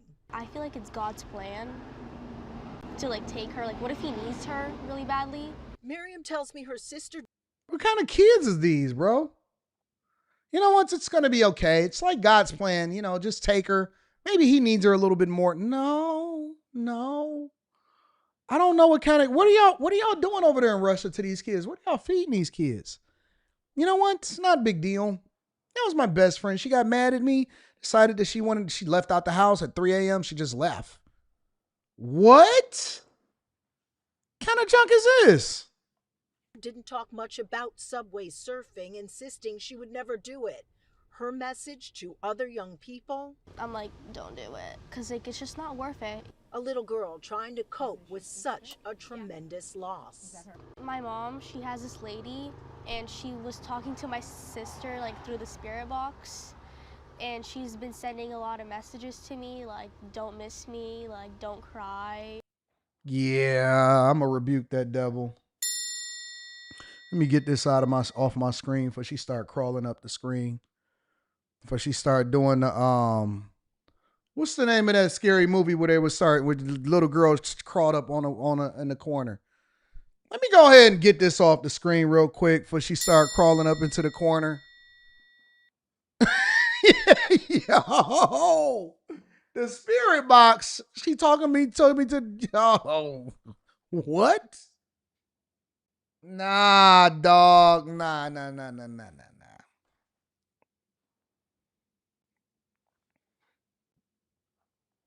Let me get some Kirk Franklin playing real quick. Let's cleanse this place. Spirit box.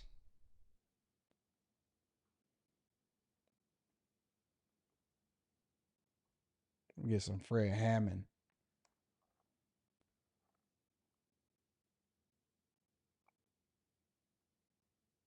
No weapon.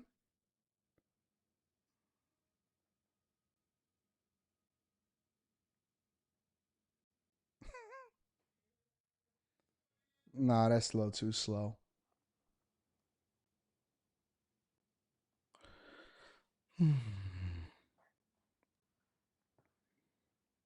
Bad, a little too slow.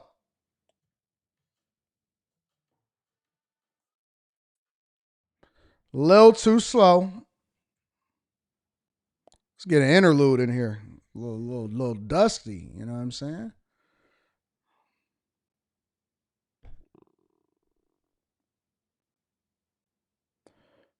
Let me go get some sage. Be right back. All right, let's get back to the show. Had to get that negative energy off of us. Had to get that negative energy off of us. She said she was talking through the spirit box. What is a spirit box? I don't know what a spirit box is. Anyway, shout out to Payroll. I rock with Payroll. The whole album is a vibe. Let's see what we got going on in these streets really quickly. We can talk about that. We can talk about that. We can go there. I kind of want to go over to New York really quickly before I get into Diddy. Diddy begging Trump. Let's go over to New York real quick and see what's happening over there.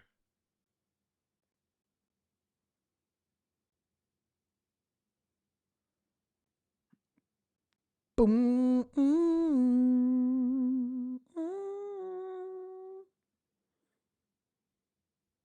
I get money and mind my business.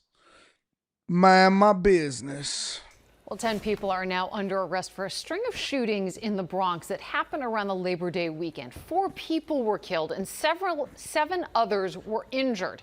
The Bronx District Attorney says 2 of the crimes were mass shootings. In one case, as many as 60 shots were fired. Here's Eyewitness News reporter Darla Miles. On August 23rd at around 7:30 p.m., a 20-year-old man and his teen accomplices turned Hafen Park here in the Bronx into a war zone. This is the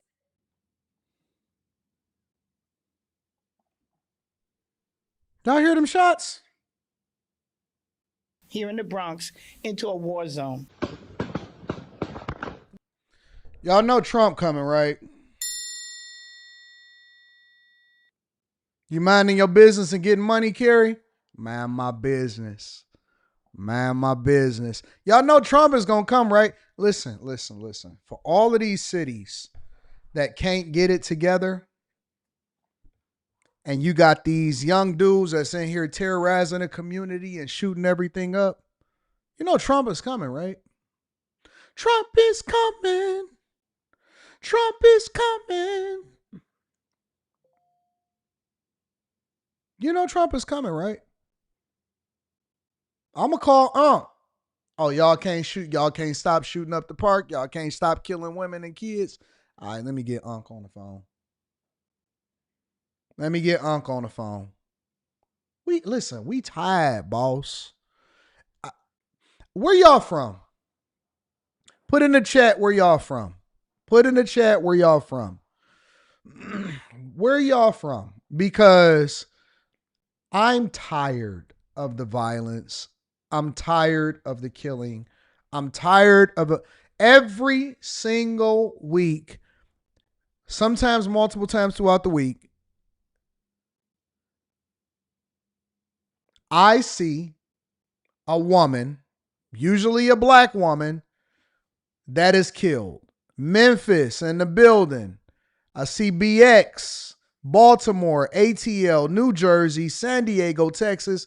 What up, Miss G? Said, I'm from Detroit, baby. Yeah, Cali, Jersey, Wisconsin, New York, Arizona, Milwaukee, Baltimore, North Carolina, Indianapolis, Savannah, Georgia, Detroit, Texas, San Diego, Oak Cliff, New Orleans. Yo, okay, so I see you, Carrie, in Jersey. I see everybody in the chat saying where they from. I see y'all. City of Brotherly Love, west side of Detroit, Ann Arbor, Tulsa. Let me ask y'all a question. I have a genuine question for everybody. I see you, Rocky Mount, North Carolina, New Orleans, Gary, Indiana. All right, cool. Ain't y'all tired of the killing? Picking up where my parents left off. Ain't y'all tired of it? It's a lot of things that we can argue about. It's a lot. I mean, when I say a lot, it's a lot. It's a lot of things that we can argue about. You can't argue if you dead, though. You can't argue if you dead. We can argue. We can go back and forth. I ain't never been an advocate for violence, though. Listen, you may not like me. I may not like you. We can argue back and forth. We can go back and forth, whatever. You can't come back from this, though. You can't come back from that. When did we just start taking each other's lives as though they meaningless? When did that become a thing? I didn't even like it when people wanted to fight in the club. It's like, oh, man, here we go again, bro. When dudes get into it and it be a bunch of girls around like, hey, man, what y'all doing, bro? Y'all gonna what did you used to say when we was younger? You gonna mess up the hoes. Because chicks don't want to be around the dudes that just want to fight all day or want to shoot up. They want to be around some vibes. Hey, man, let's get the playlist together.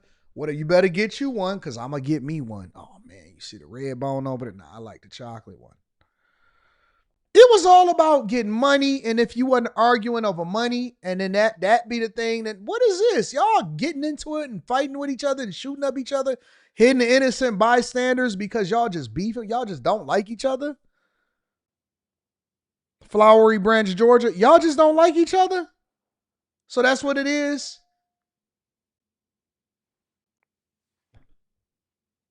Y'all just beefing just because. Just fighting. You ain't fighting over no money. You ain't fighting over nothing. Y'all just shooting each other for no reason. This is the sound of automatic gunfire ringing out at a Saturday afternoon basketball tournament in the Baychester section of the Bronx. Look at that. In August. Nearly 60 rounds fired. Can't go to the basketball game no more without getting shot up. Crowd. One striking 17-year-old Antonia Campbell in the back of the head. Her funeral was this past Saturday.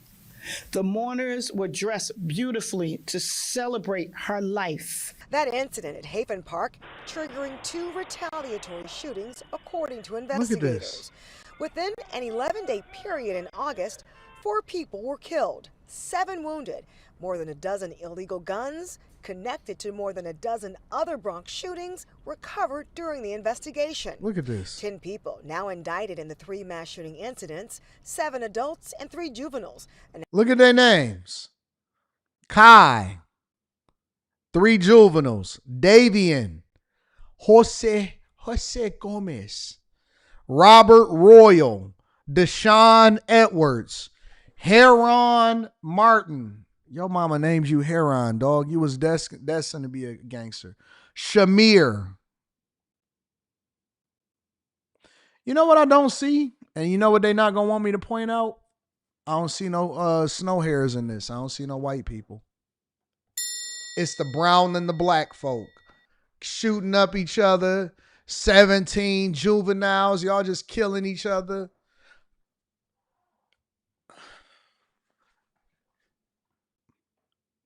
When I was reading books and we was looking at the documentary, they told us to be afraid of the KKK. They told us to be afraid of the KKK. I ain't seen one KKK member in my life. I have not seen one white hood in real life in my life. Not one. As a 43-year-old man that has traveled all over the United States of America, including Mississippi and the South and Texas, I ain't seen a white hood ever in my life. I ain't never seen a white hood in my life. I ain't seen a swastika. I ain't seen a cross burning on nobody's lawn. I ain't never seen none of that before in my entire life. But I can regularly see Robert, Jose, Deshaun, Heron, Shamir, Kai, Davian,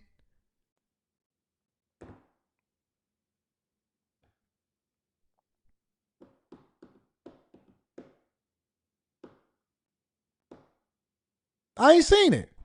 I ain't seen it. It's like an ancient Chinese secret. Where is it at? Where they at, though?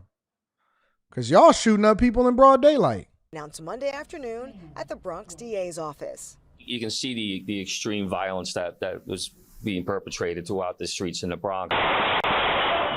And a week after the Haven Park mass shooting, 13 rounds ringing out during a drive-by shooting on Allerton Avenue, killing 24-year-old Jamari Henley. As for the third mass shooting incident, on September. When I see it, that's what I see. You know what them is? They using cups that can get blown away as markers for ammunition. Look, 24-year-old they using Jamari coffee Henley. cups now.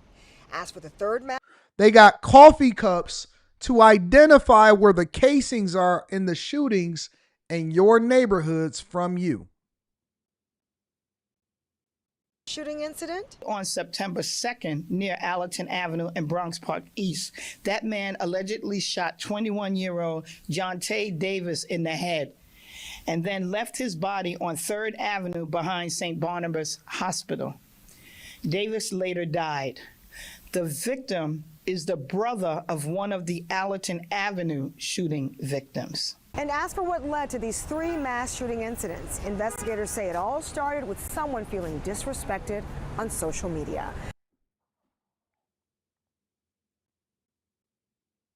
Maybe I shouldn't bring visibility to it because I'm going to be labeled as a racist because I want to identify the shootings that is happening amongst black and brown folk. Let me hide myself. Give me a second. Maybe I shouldn't mention nothing because it all started over somebody disrespecting somebody on social media. Do you know how dumb this is? No, Anton, don't bring visibility to it because no, you're so hard on black and brown and black people. Oh my God.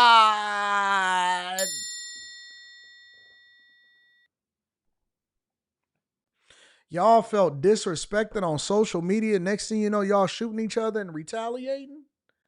She is fine. I ain't gonna cap. I was trying not to say that because I'm trying to be serious right now.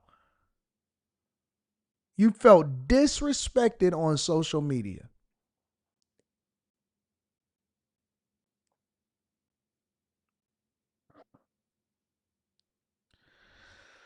What's up to my people in Poland? I love y'all. I rock with y'all. Guess what? Over here in the Bronx and in Brooklyn, if they feel disrespected on social media, everybody got to die. Everybody gets shot up. Over here in the United States of the Americas, if you feel disrespected on social media in the Brooklyn and in the Bronx, it's a possibility that everybody at the basketball game getting shot up.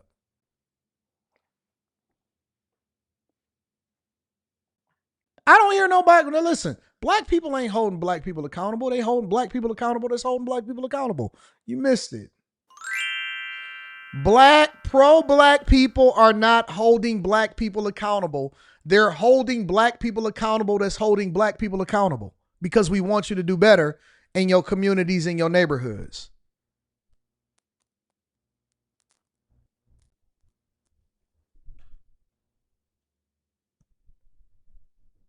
It don't matter if he got a black wife. It don't matter if he's raising a black daughter. It don't matter how many black people he's employing and giving jobs. It don't matter how many people he give back to his community.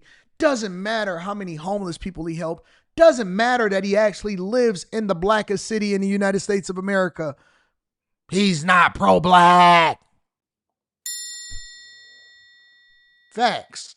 You got one part of that right. I'm not pro-black. I'm pro-human. I'm pro-success. I'm pro-righteousness. I'm pro-Jesus. I'm pro-God. I'm pro all of that. I'm not pro-black. You don't get a pass because of the way that you were born and something that you can't control. You get held accountable as a culture. The culture is trash. Now, if you want to say Anton hates what we promote the most and celebrate the most in black culture, then I would agree with you. Yep, you're right. I absolutely hate it. I hate it 100%. If you want to say that I hate the things that we celebrate the most in black culture, which is degeneracy, then you are right. I hate the fact that your girlfriend is going to become a single mama because you don't have the ability to be able to put a condom on and make a smart decision, let alone get married before you carry. Surprise. Surprise. I hate the fact that you're killing each other inside of your own communities. I hate the fact that you vote the way that you vote so that you can get people in office that'll dump illegal migrants inside of your neighborhoods and then get mad at Trump for removing them. I hate that about that. I hate that you feel as though you need to go and get a diversity, equity, and inclusion degree and it's going to cost you $120,000 and then you're going to go and get a government job for something that you're not really adding value into, and then you're going to lose your job en masse, and then you're going to get mad at me because you talked about it on social media. Facts. Facts. I hate it. I hate it. I hate it.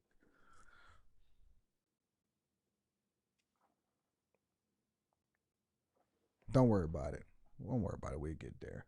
Let me read some of these super chats and cash apps. I said what I said. I stand 10 toes down on it. 100 times out of 100. Shout out to Devontae Oldham. Says, been following, but I'm a new bag chaser. Shout out to the new Patreon members. Make sure y'all tap into the Patreon. Link is in the description. Shout out to the new bag chasers. Make sure y'all tap into the Discord. The link to the Discord is in the description of any of the most recent videos inside of the Patreon. All right. Vaughn says, AD, you hear Abby Phillips saying kids in the zip ties? I did. Abby Phillips is, she cute.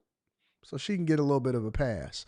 Danielle Harris says, some people might say what Johnson is doing is similar to what Governor Wiltshire was going to the Biden administration. Can you explain why that may or may not be in the same case? Let me read that again. Some people are saying what Johnson, I'm guessing you're saying Johnson, Brandon Johnson, is doing is similar to what Governor Wiltshire was going to the Biden administration. I don't understand what the question is. I'm sorry.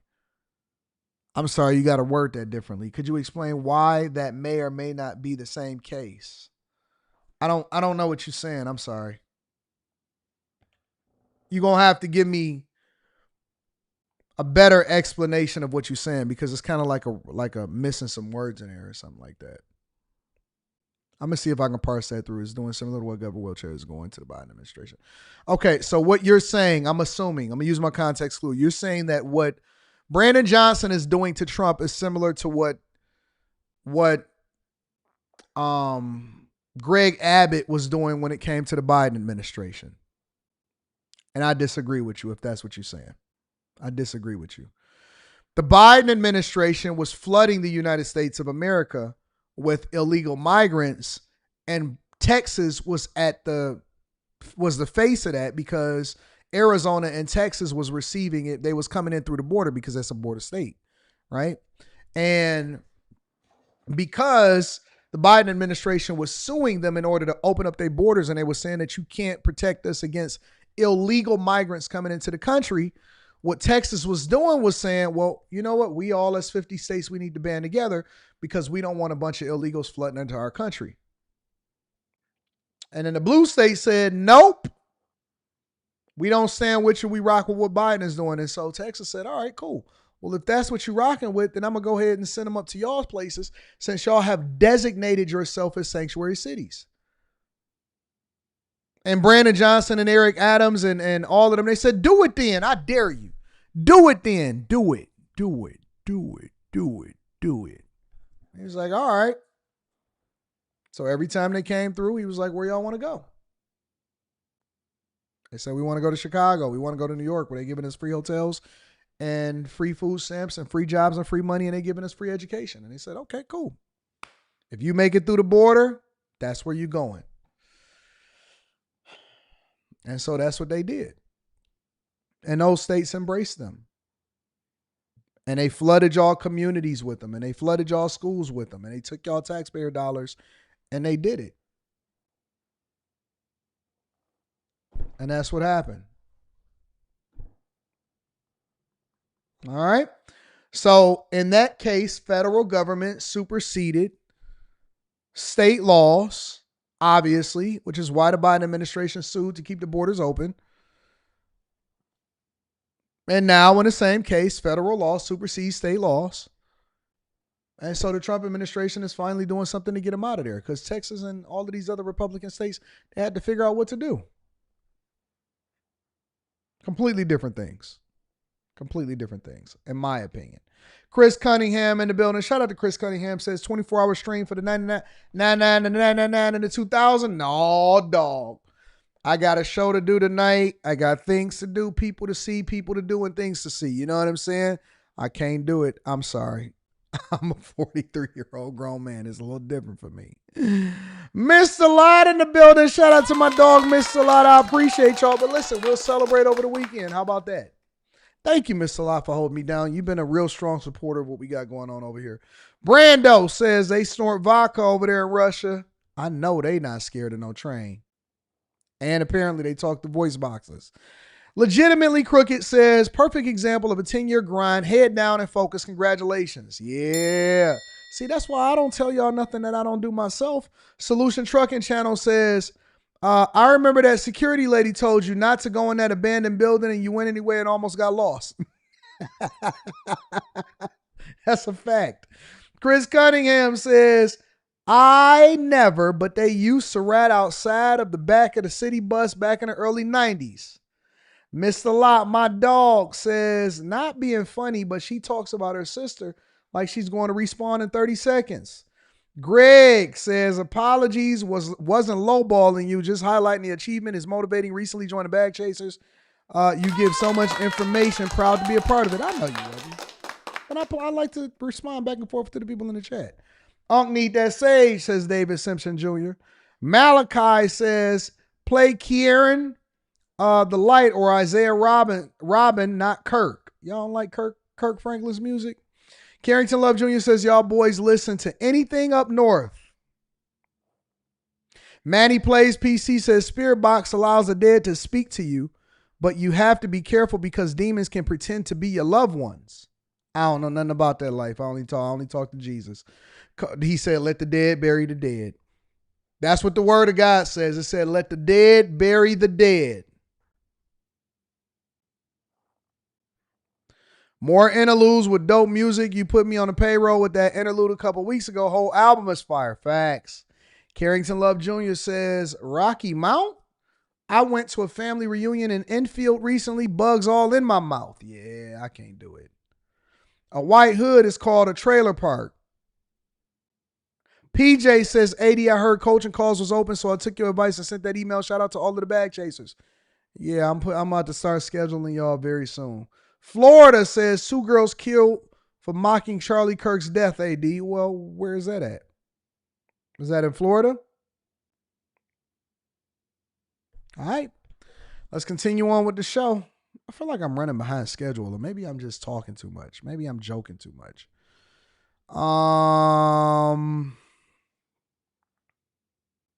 Mass shootings in New York. All right, so what we talk about? We talked about 2 situations in Brandon Johnson. We went to that, and then we talked about the police not responding, and then we talked about New York, and then we talked about the subways, right? All right, we doing good. We got perfect timing. All right, we good. No worries. We good over here on this side. All right, so we got to spin the block, though. They say Diddy is asking Trump for a pardon. Is that true? Make sure y'all hit a like for the algorithm, subscribe to the channel, and turn on your notifications. Nope, that's not it. There we go. All right, let's get to it. It's a great city potentially. You know, I told you, the head of the Union Pacific Railroad said, sir, save Chicago. It's a great city. It's going to be lost if you don't do it.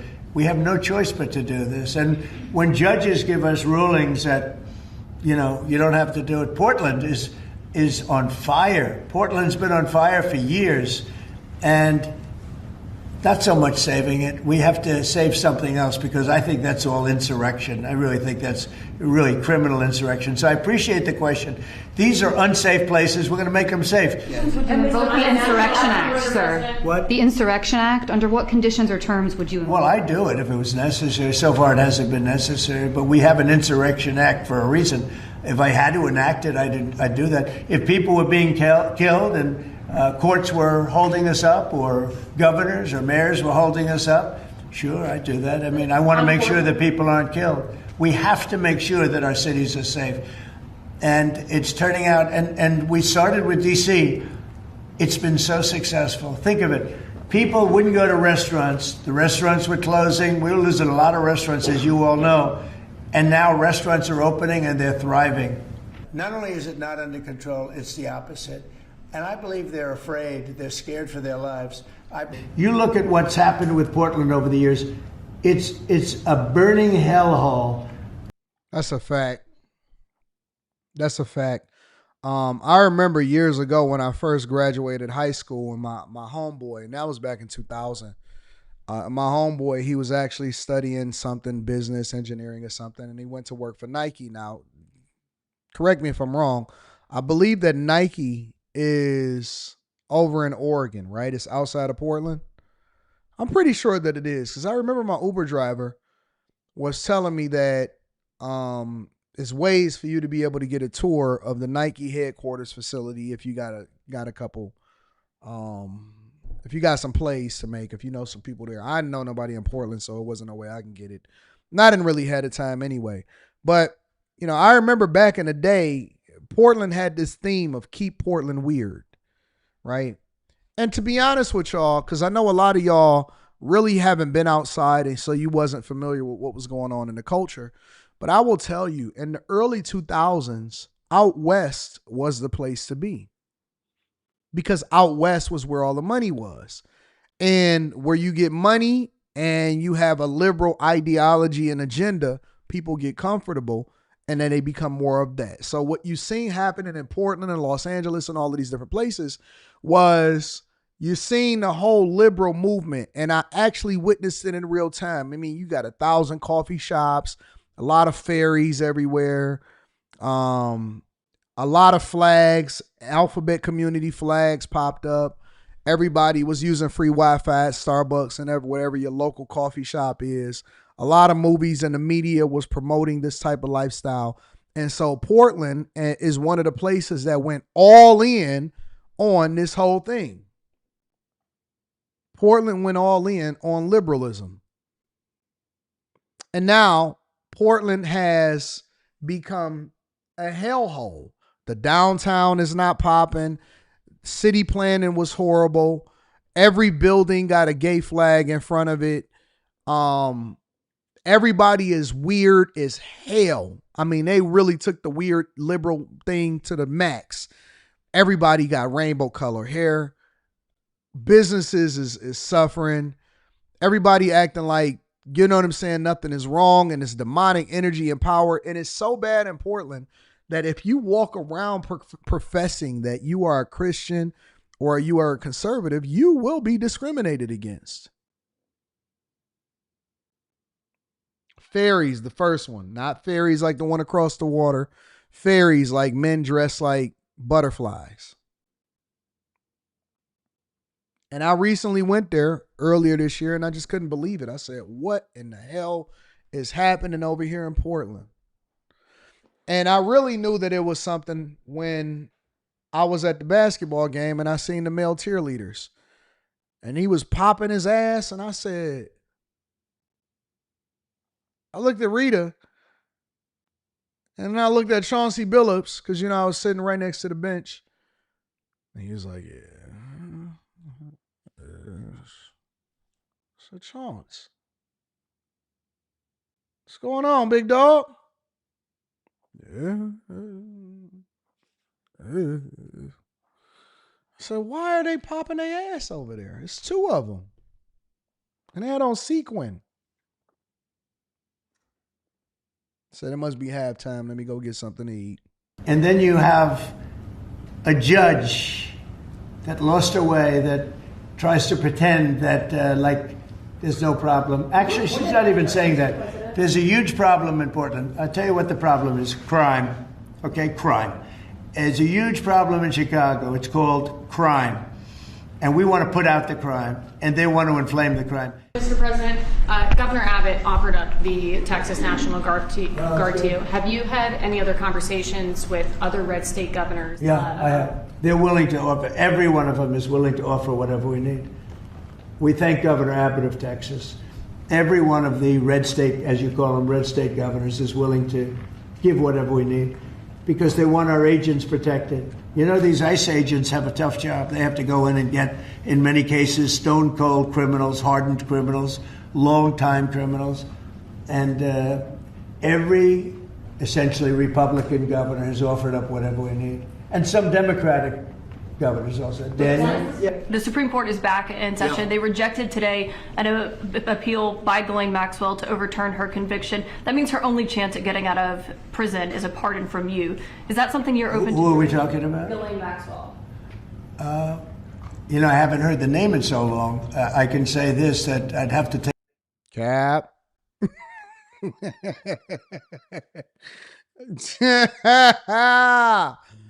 I can't even I can't just let that skip by. Listen, I love Trump. I do. I think he's doing an incredible job. And his second stint as president of the United States of America. But I'm gonna just be honest with you. Cap.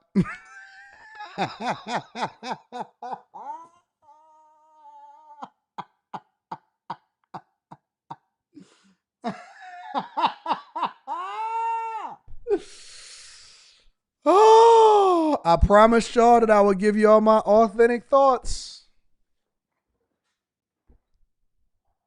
Come on, man. We all conservative over here. A lot of us love Trump and what he doing, but we gotta call a spade a spade.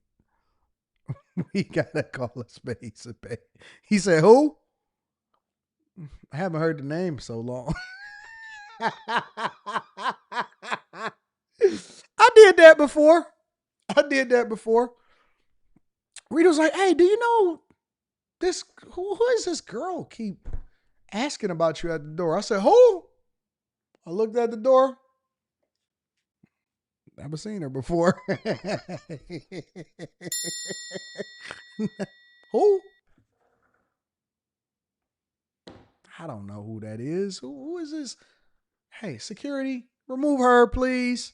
Take her back to her car. Tell her she's not allowed in the building.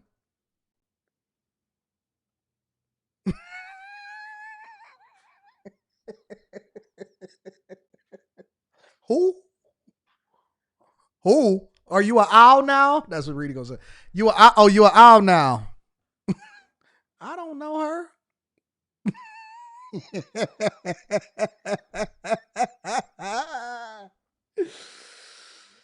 Oh. Who? What's her name again? I don't remember names like that. I wouldn't even pay no attention to it. Not a big deal. Take a look at it. I would have to take a look. Did they reject that? She wanted to appeal her conviction. And what happened? They said that they were not going to hear her appeal. I see. Well, I'll take a look at it. I will speak to the DOJ. I wouldn't consider it or not consider it. I don't know anything about it. So, but I'll speak. I will speak to the DOJ. Why would she be a candidate for clemency, sir? I don't know. I mean, I'd have to speak to the DOJ. I'll look at it. I have a lot of people who have asked me for pardons. I call him Puff Daddy has asked me for a pardon. But she was convicted of child sex trafficking.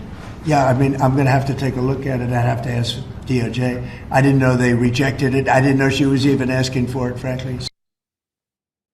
Hold on, let me back up. Let me get a more concise one on this. President Trump says Sean Diddy Combs has asked him for a pardon. I have a lot of people who have asked me for pardons. I don't know who these people are. Who? What's her name? I ain't got time for this. You know what? Hey, man, we got some stuff to do over here. Hey, handle that. Get that up out of there, please. Thank you. Not that one. I call him Puff Daddy has asked me for a pardon. Combs is serving a 4-year sentence in a New York City jail on 2 prostitution-related charges. Attorneys for Combs have not commented on President Trump's remarks, but they are asking to move his sentence to a low-security federal prison in New Jersey. ABC News legal contributor Brian Buckmeyer's following that story for us. Brian Buckmeyer's, he's going a lot more, he's looking a lot more pro-blackish. I don't remember his hair doing that. Brian, you say the president could help Diddy get released without a pardon or full clemency. How so? So it would be the other way around, that he can, in fact. He got a lot of forehead coming at, but he should be all right. You know what I'm saying? He got, his colics don't look like they missing. Maybe he got a little bit of spray up there, but all of this right here, from here on down,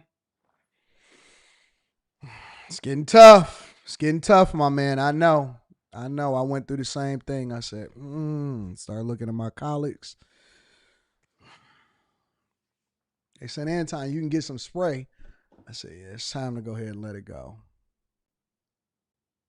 I'm okay. I like the way I look when I'm shaving my head completely. Ain't no point in doing all of this back here. You know what I'm saying? Like, if you start showing all of this, I'm like, you know what? I ain't even trying to do it. I ain't trying to have a Rihanna forehead. Anyways, let's get to the Diddy pardon. President has very broad powers in terms of clemency. Clemency being the larger umbrella where both a pardon and commutation could come up. Now, for most people, they make an application to the Office of the Pardon Attorney in the DOJ, but someone like Sean Combs... Focus on your beard. You know what I'm saying? When you start to having problems at the top, you focus on the bottom. Focus on your beard. Could go directly to the president, or he can just simply hear of him, and he can either reduce his sentence to the point that he can get released, a commutation, or give him a full pardon. You say there's also a program that could reduce Diddy's sentence for a year? How? Facts, Megan. Yeah, so the defense attorneys have asked for a program called RDAP. It's a very extensive program that if you're incarcerated in the federal prison system for about a little over 3 years, so Sean Combs would be applicable for that, and also have some sort of substance abuse issue. It's a 9 to 12 month, 500-hour intensive drug program that if you are successful at it, you can reduce your sentence by an additional year on top of your already good time. I think Diddy is going to be out in less than a year, to be honest with you. I don't even think it's no point in him doing no appeal. I don't think Trump should pardon him because he going to be out in less than a year. So let's say you get 14 months, you got a Fed case, and that means you can probably shave at least 30% of that sentence off a good time and in other programs. So let's reduce it down to what? A little less than 3 years. He already got 14 months served. So you got what? Another year, and then you'll be out of jail. You'll be out of prison. Go ahead and knock that out, big dog. Go ahead, take some time, get your life right. That's when you start focusing on the things that matter. You know what? I'm about to get fit. I'm about to look like Gucci Mane when I come out. And I'm about to go ahead and get it in. You know what I'm saying? Just take your L, do your time, and focus on, you know what I'm saying, getting fit. If I was Puff, I'd come out looking like Gucci Mane. Give me some new teeth.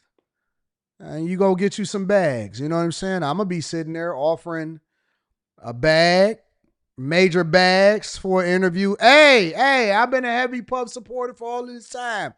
I got a bag for him. Don't go to Vlad. Don't go talking to Vlad. Don't go talking to none of them. Come kick it with your boy over here at Anton from AntonDaniels.com.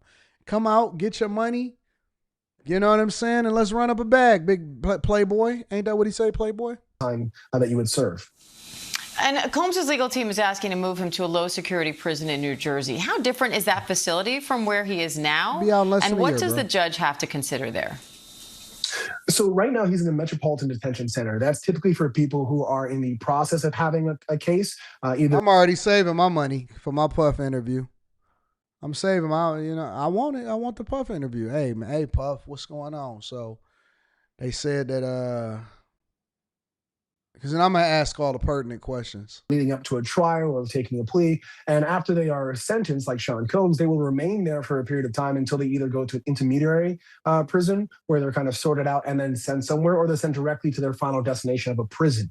The judge can make a recommendation, but at the end of the day, it's up to the Bureau of Prisons to make a determination as to where he goes. But they're asking for Fort Dix, which is just a little under an hour east of Philadelphia, because one has RDAP, that program that can reduce his sentence by additional year. If he did it successfully, would be out in probably like a year and a half. But they're also asking for low security, meaning he has greater freedoms while in the prison. Yeah, Puff will be fine. Still got another 20, 30 years ahead of him. As far as age-wise, he going to make a lot of money. He's still rich. He still got his family. He got finesse. He got major finesse, majorly finessed by Cassie. You know what I'm saying? But it's a learned lesson. We all should learn from Diddy. And we should all know that as men, you are first convicted in a court of public opinion. And as a human being, nobody cares about you except for your family and the people that love you the most. Make sure you guys hit a like for the algorithm, subscribe to the channel and turn on your notifications. Let me read. You know what? Let's do this. Do y'all want to talk about, because I don't like that video right there. Let's talk about, y'all want to talk about Paramount buying a free press for $150 million, Rite Aid stores closing, or I seen another video that somebody sent me that says my apartment was hit by a recession. Apparently it's an Asian guy that bought an apartment building and he's having trouble and he's losing it. I really liked having a conversation about the other guy the other day when he was saying that he bought an apartment building or something like that. So do y'all want to do that one? All right, so let me say it again. It's another one where the Baltimore City residents are questioning Mayor Scott's $163,000 SUV. But I don't like the audio on that one because it's a little sketchy. It only come out of one speaker. Paramount buying a free press for $150 million. Rite Aid stores, all of them closing, or the apartment is in a recession with the Asian guy.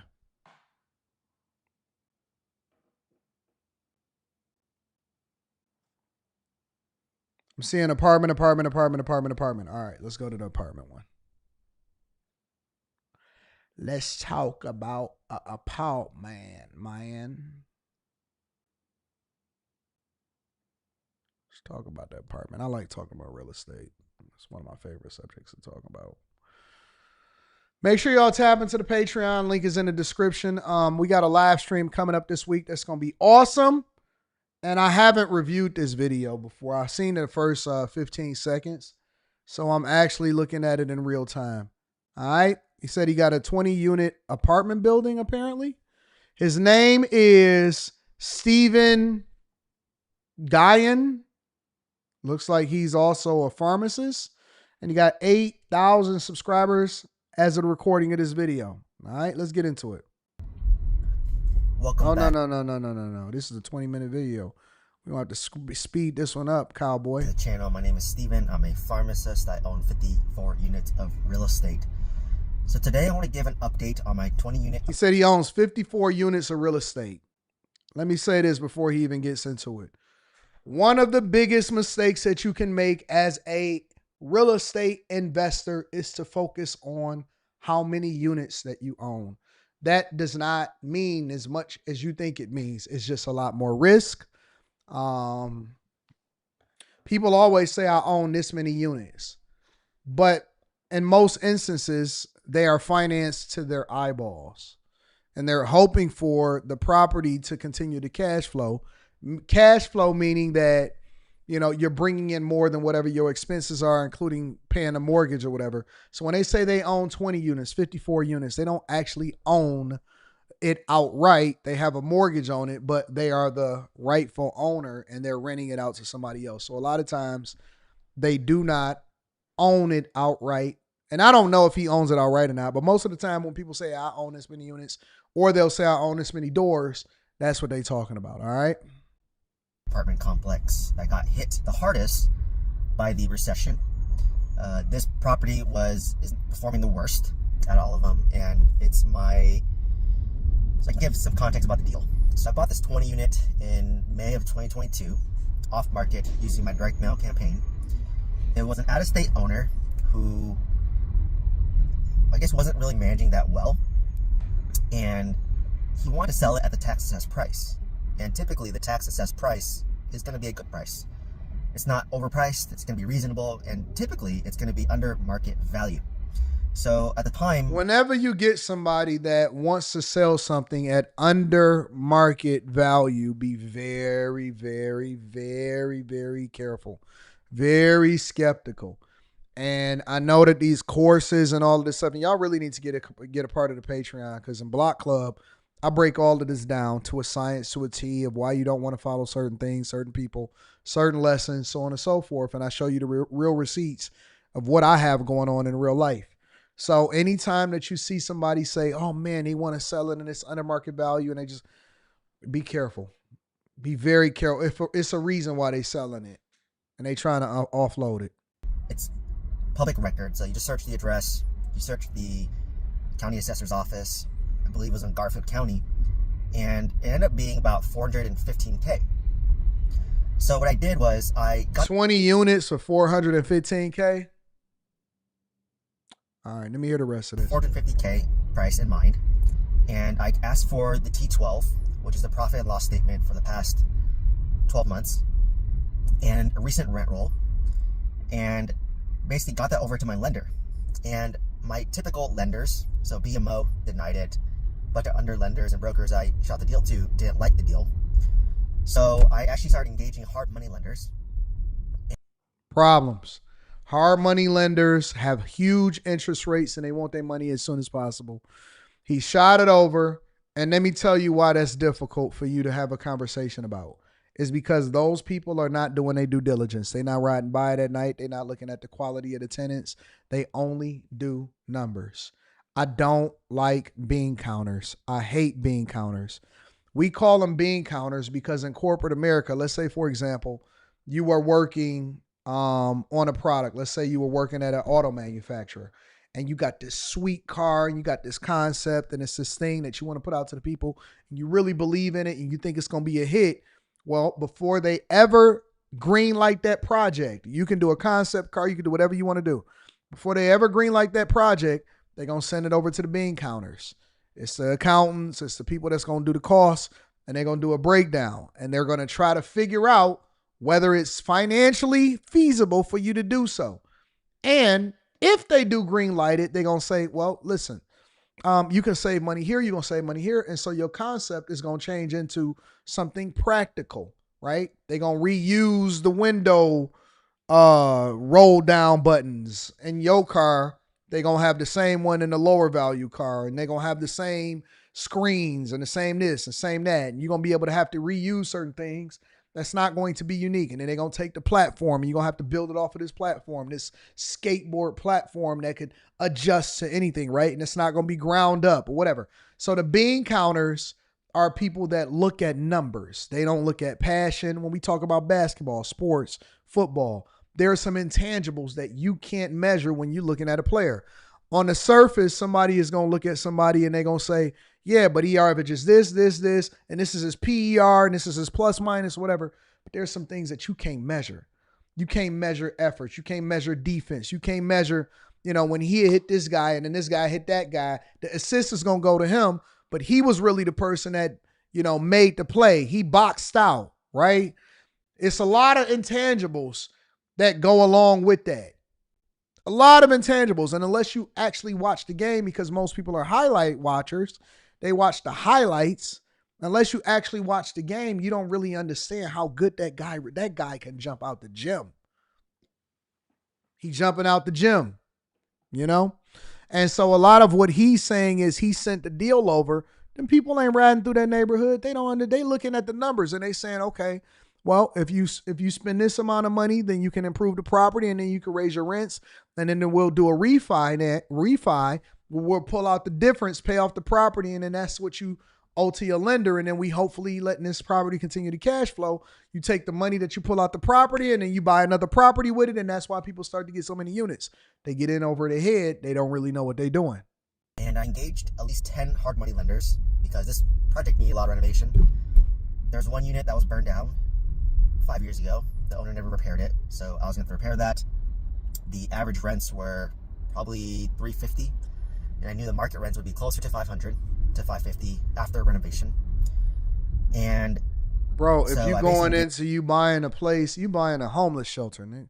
Your rents was $350. Your rents is $350. You're buying a homeless shelter. What do you mean? Man, listen, bro. I don't listen to nobody. Make sure y'all tap into the Patreon. Link is in the description. I'm going to give y'all the real game on how it is that you can live. I don't sell no courses or none of that. If the rent is $350, you buying a homeless shelter, dog. And they want to try to get the rents to $500 so that they can then refinance and then go back to their lender. It's the same game. They're using a Burr method all over again, bro. Multiple hard money lenders and eventually said, hey, I got pre-approved for $350K, which was $75K less than what he wanted, but I submitted the offer with my pre-approval letter, and then he ended up accepting the deal because he wanted out of the deal. He didn't want to seller finance the deal. He just wanted the money to go funneled through his business. And this is very common in apartments where people buy apartments because they just want a tax write-off against their business income. No, not exactly. CPA told them that. Okay. And that's why they own real estate. So I ended up getting the deal for $350. I spent around, I believe, $120 to $150 to renovate the deal. So I'm all in for like $500,000.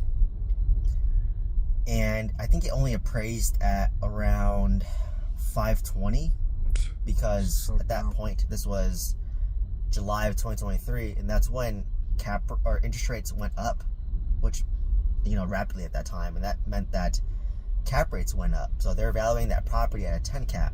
So I had about a $52K NOI. So that's income minus expense was $52K.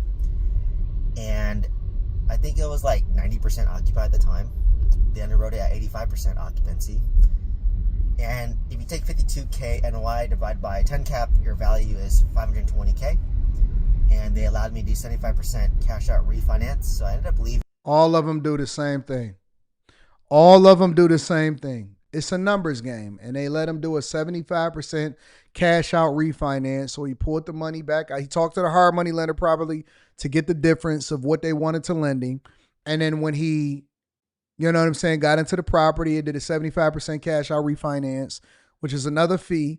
And that's how you're going to pull the money out of the property in order to pay back the hard money lender, so on and so forth. It's all a finesse. It's all just a finesse. I think about $80,000 in the deal. And my interest rate was 6.5% back in 2023. I got a 10-year balloon, 30-year amortized. So my monthly payment's about $2,600 a month. So this property wasn't the greatest deal to start with. I think at its peak, I was probably cash flowing about $1,500 to $2,000 a month. And that's not factoring in, reserves and whatnot. 20 units, 20 units, his profit, hoping that nothing goes wrong that he has to fix, is $1,500 to $2,000 a month. To begin with, even during the peak. But during the recession and recently, it's been doing worse. And it could be multifactorial. It could be because maybe I got complacent with following my property manager on a monthly basis. So I used to have monthly calls.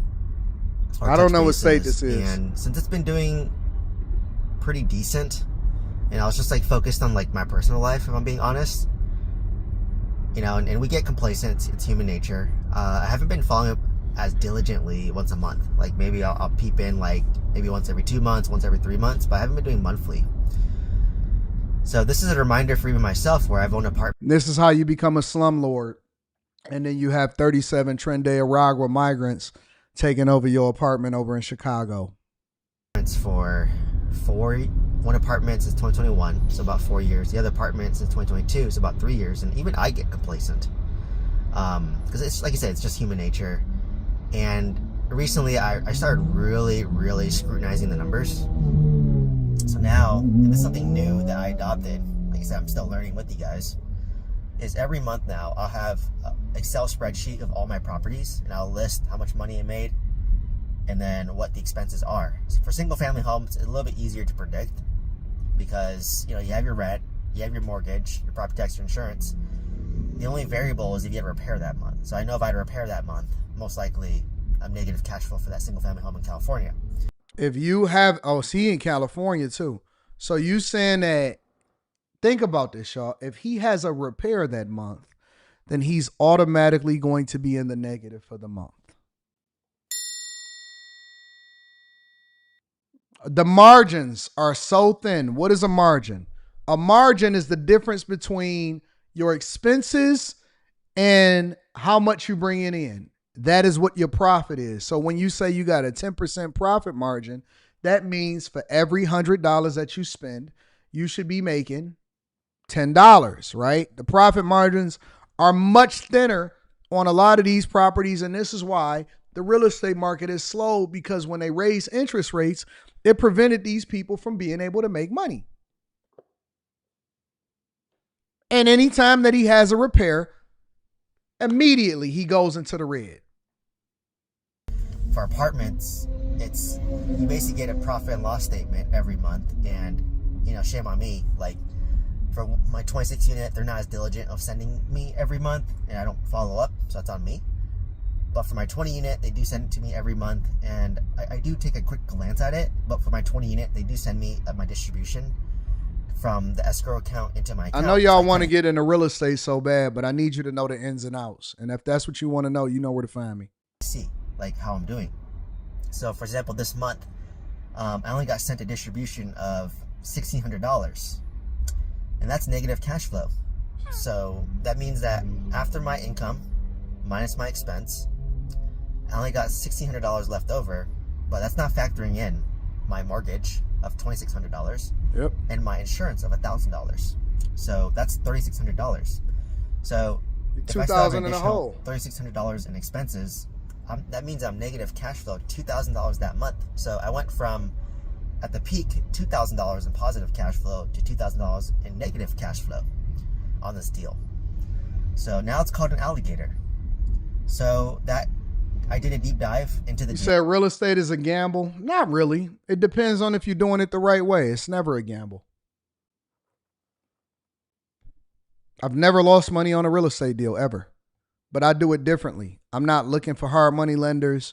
I'm not looking for a lender at all in any way, shape, or form. It's not a gamble. It's a gamble if you're gambling, like anything. Stocks can be a gamble if you're gambling, or you can make a long-term investment into a company that you otherwise would have never had access to had it not been a publicly traded company. And it's not a gamble. You're making an informed decision. We don't gamble. Well, yeah, I do. I gamble. But that's at the dice table. But when it comes to our investments, we don't gamble on our investments. And basically what I saw was that the occupancy was 75%. So 15 out of 20 were occupied. So I think the average rate was about 85% to 90%. So it's about 17, 18 units should be where I'm at. So I'm basically 2 units less at $500 each. That's going to be $1,000. And then I looked at some of the expenses, and yeah, I got hit with some plumbing repairs. You know, welcome to C-class apartment complexes. I had to evict one tenant. Once again, the cost of doing business. So it's not doing as great this month. So hope you got your money up, big dog, at your pharmacy job. So, you know, scheduled a call with my property manager. I sent her a text and said, side tangent, like scheduled text is a game changer. Like, because I always forget to do it in the morning, but I always remember at nighttime, but you can do a scheduled text. So it, you know, comes in the morning, so you're not like being annoying and texting. It's probably already the projects, Molly. But schedule a text saying, hey, how's the property doing? Can we set up a time to discuss? Just want to talk about the occupancy in the property. So he don't sound like a confident businessman. This is the first time, you know, like I said, it wasn't the greatest. Got to take advantage of. And now it's like getting hit and it's negative. So, you know, this is why you need reserves. And I think when I did my taxes for 2024, because you have to put in all your income, all your expenses, I think the property was a break-even property. So how you gonna think? How do you gonna think that your property is a break-even property? Either it is or it isn't. You think that the property is a break-even property? 2024, it was a break-even property, and if 2025, since it's tougher times of recession, I expect this to be negative cash flow. So it's not going to be the greatest deal, but I'm trying to like balance out two factors. So I know it takes at least 8 to 10 years to really stabilize an asset, and I've owned this property since 2022. And from 2022 to, I would say, a year and a half, so end of 2023, that's when I finished renovations. That's when I finished renting it out. And then from, let's say, 2024 to present day, it's focused on stabilizing. What I mean by stabilizing, I mean that getting, you know, tenants in there, making sure that, because you're a C-class apartment complex, you're going to have a lot more repairs, you know, HVACs break, plumbing issues,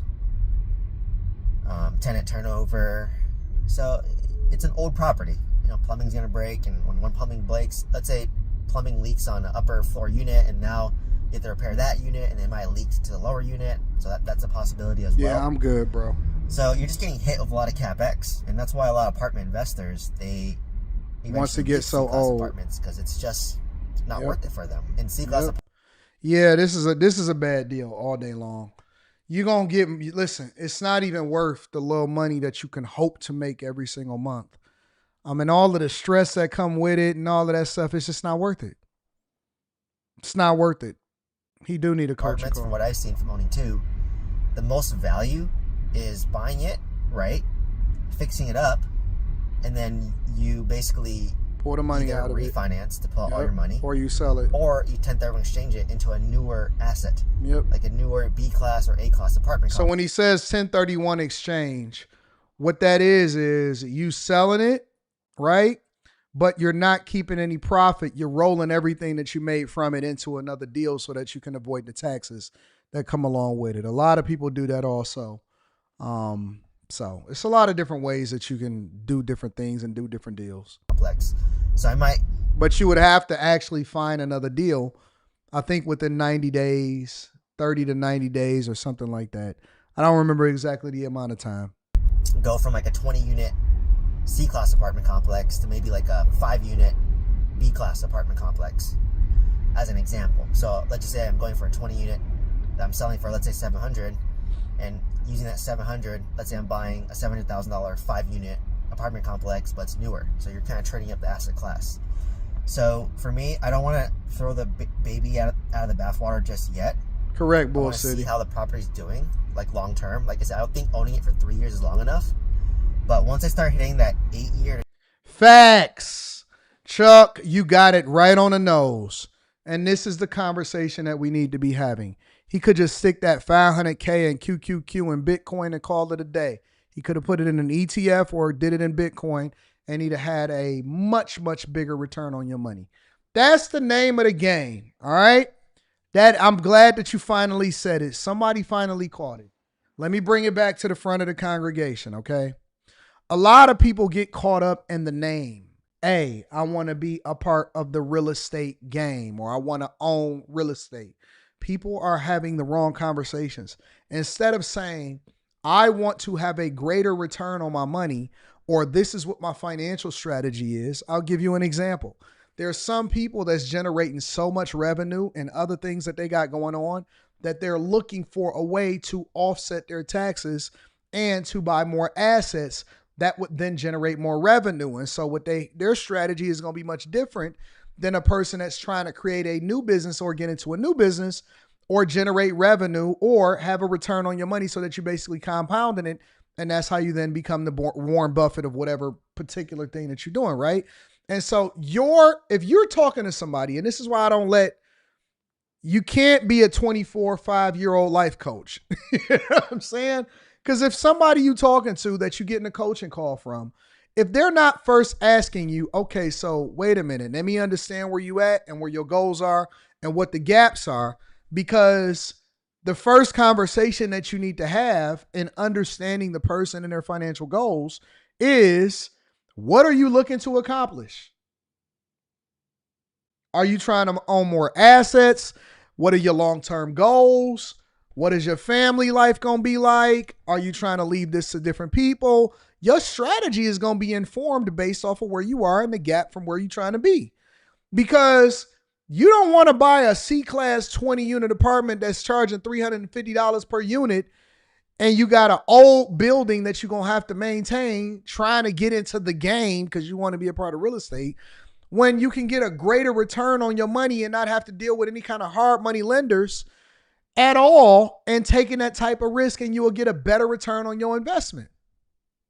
People are more concerned with having the doors to say that they are in the game than they are having a greater return on your investment. I want the most money possible, and I want to lower my tax burden. I'm not necessarily caring about how many doors unless it comes with a certain profitability. Because otherwise, I'm better off throwing my money into A, B, and C stock and be more focused on Stock Club. And that's why on the Patreon, we talk about it in all encompassing, right? We talk about budgeting like a business. We talk about Block Club, which deals with real estate. The difference between building versus buying new, right? Or buying and then renovating and all of those different things. And I'll show you the receipts. And then we go into stocks, and then we go into AI, and then we go into content creation and marketing yourself more effectively. Everything is going to be all encompassing, and all of it leapfrogs into each other, because that is the way then you make a stronger strategy to make sure that you're ensuring yourself of getting richer and more successful and acquiring more assets and reducing your tax burden. But so many people are caught up in the terms. The terms is going to get you in trouble. You're going to get in over your head, and you're going to get into something that you can't get into, that you ain't supposed to be getting into. And you need to be more careful with what it is that you're investing in.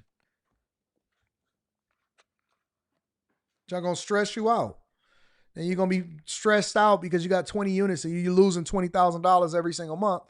Or you're losing $2,000 every single month, and you got big repairs coming.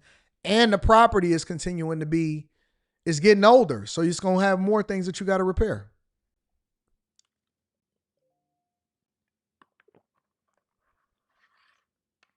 Just wasting their time, bro. They're trying to get 1,000 doors, making $25 per door, basically. And they one step away from losing everything. Anyways, let me look at some of these. I want to make sure that I acknowledge the people that's holding me down. This was a good show. I had fun today. I want to give a shout out to April. What up, April? Should I cut my locks? Let me see you. April, you ain't got locks on this one. Should I cut my locks to go into a large firm?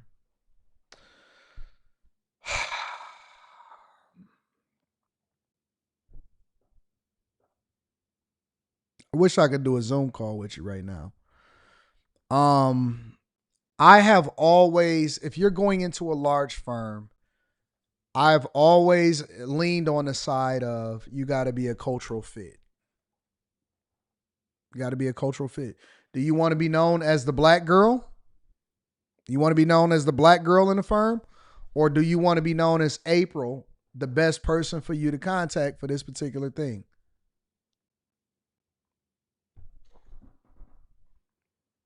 Molly said just wear a wig. Do you want to be known as the black girl in the firm? That one black girl?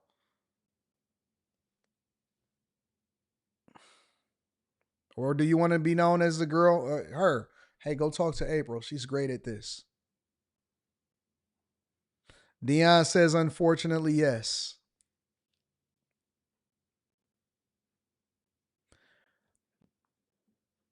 I personally would, if I were you. I personally would if I were you.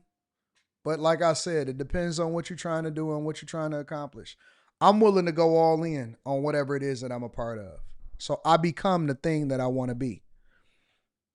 If I want to be the CEO, I got to look like a CEO. If I want to be this, I got to look like that. I'm not trying to remix the game. I'm trying to capitalize off of the blueprint that's already been laid for me. So it's a little bit different for me.